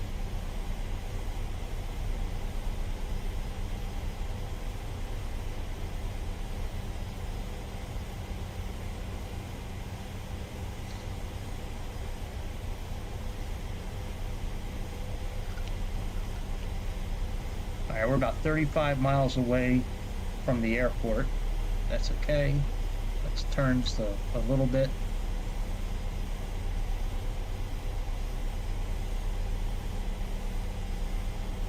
And then once we get lined up, we'll click VOR. Well, we'll click VOR localizer. And then when we get close enough, when we're about 15 miles out,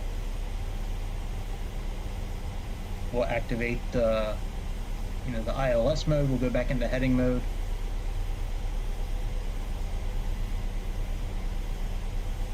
All right, let's click fix here. Oh yeah, we got to do our approach shit. All right, initialization reference. Let's click on here and click on that. Yeah, we're good. We don't need drag, buddy. Let's go to fix and see where we're at. We're at the 209 radial right now. I would say we need to be at the 200 radial actually.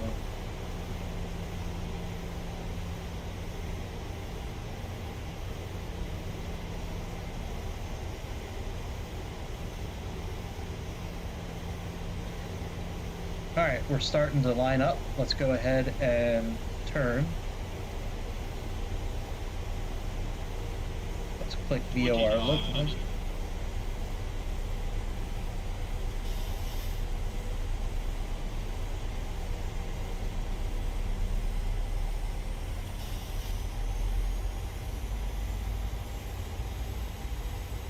Alright, we captured a localizer. Let's turn this down to 230.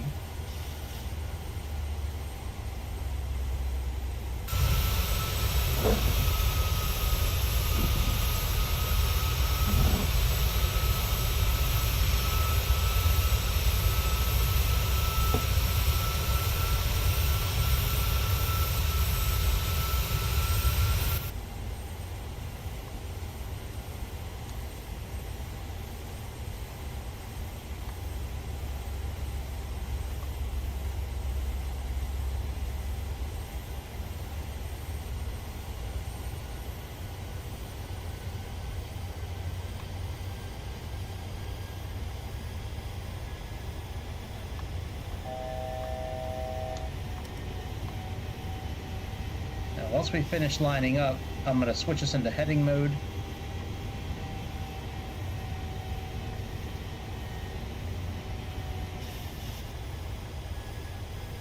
And then switch to frequencies. Alright, let's put this on ILS. We are 30 miles out.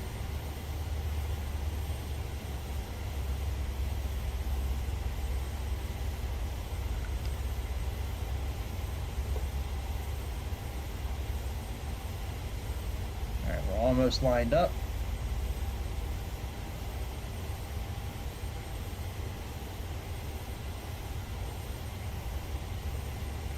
Alright, we got a little bit of a tailwind. Alright, let's go into heading mode now. Let's click on ILS here. Oh, itch.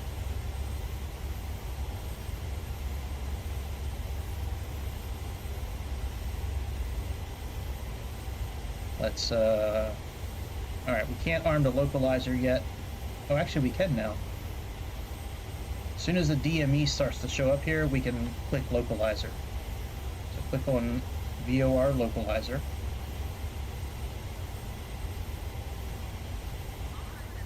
Now it changed it automatically to 19. I don't like that it changes it automatically, but whatever. We'll let it be. It is what it is. Let's put this guy on landing. Let's put down our heads-up display. Let's put our landing lights on. And now once the ILS indicator here shows up, then we can click approach.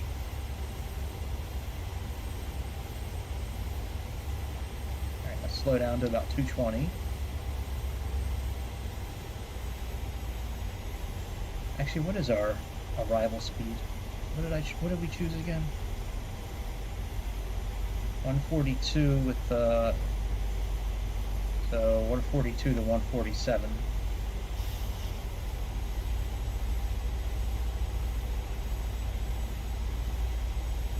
All right, that showed up. Let's click approach. And now let's click on the autopilot 2 as well. So this icon showed up, which means we can click approach. We have both courses, both frequencies 1 and 2 are the same, and the courses are the same. And since we changed it to have 3 buttons down here, we can now have autopilot A and B engaged, which should give us a category 3 landing. All right, let's slow down a little bit more. Glide scope should capture any moment now. There we go.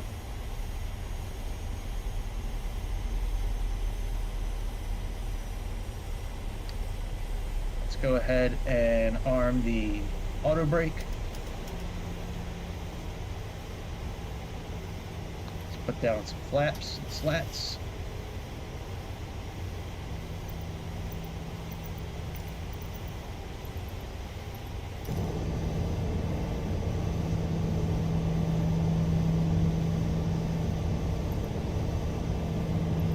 I can't wait for there to be instant replay or some sort of review mode like there is in almost every other simulator. All right, let's turn this down to 180.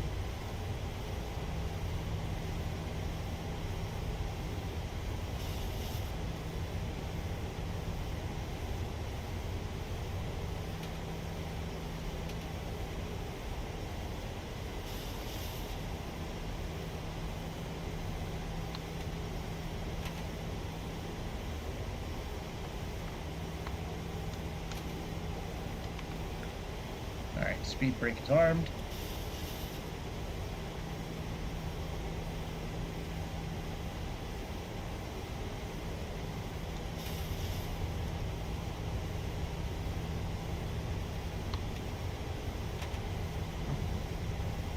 Let's put our landing gear down, create more drag.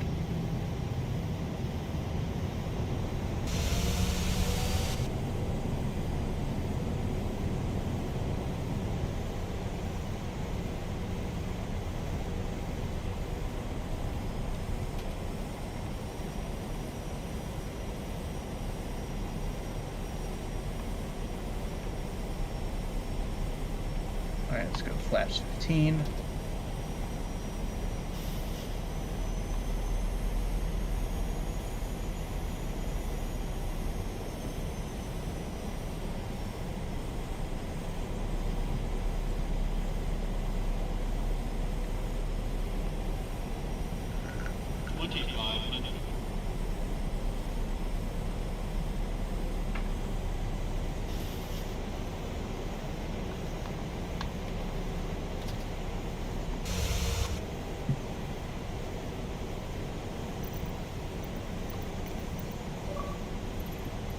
Shit.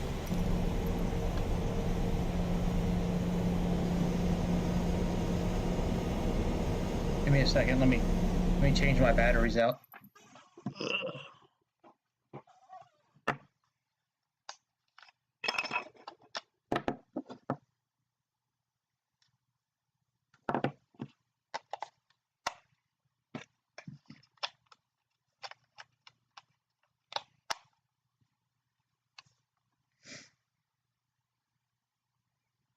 All right.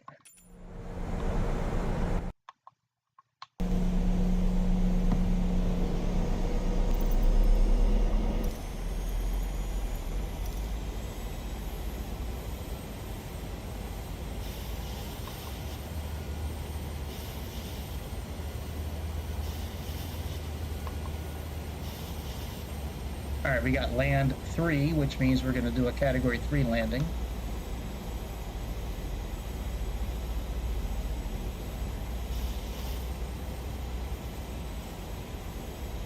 And you can see the reticle is right on the sweet spot.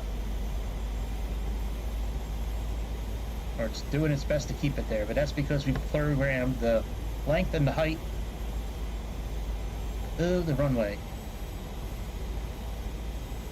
And we can do land 3 because in the very beginning we chose fail OP for that option. I don't know what fail OP means, but that's the option you got to choose in order to do a category 3 landing where it rolls out and flares all on its own.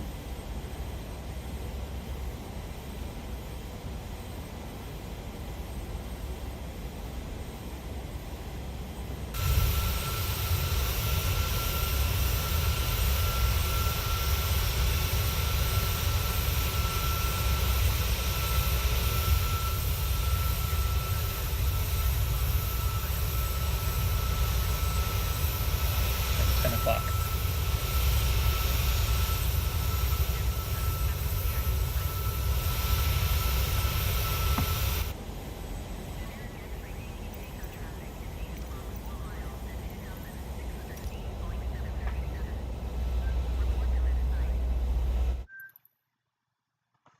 Hang on, it's my daughter. Give me a second.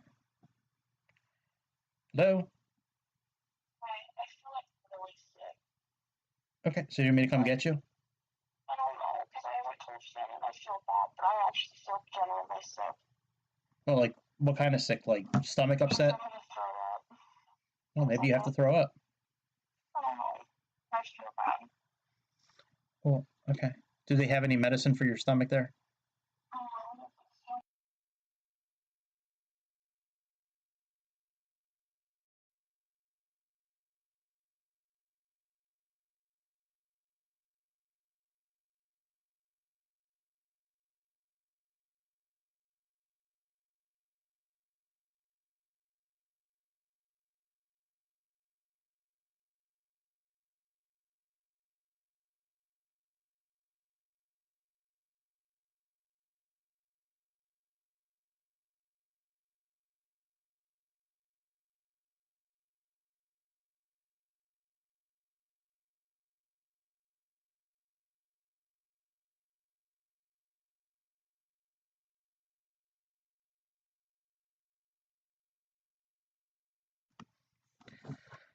know. This is why I can't go out with my friends or do something when my daughter is potentially sleeping out.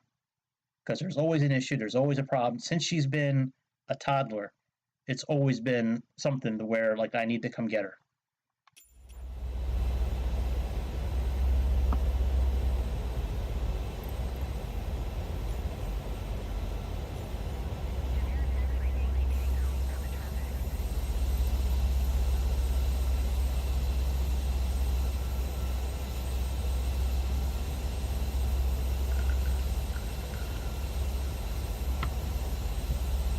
I've never tried to land like this before. Let's see what happens.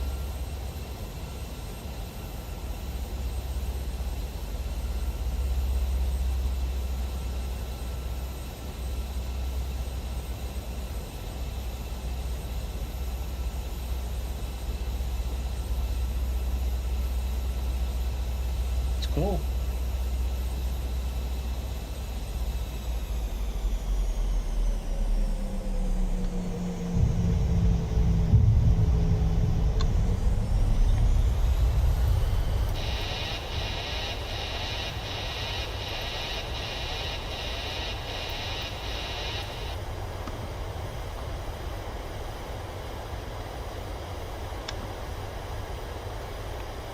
All right, let's this away.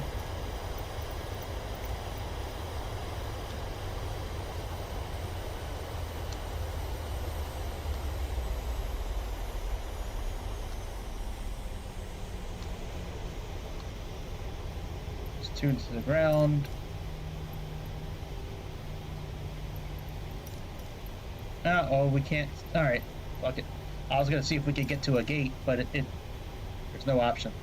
All right, well, that was pretty cool, man. I like that. That shit was fun. That was a lot of fun, gotta say. At least I had fun. I thought that shit was great. I've never tried landing like that before. Sitting inside the aeroplane like that. So that's about it for the show right now. So hang on, I just got a text message. Let me see what it is. Oh, can you come get me?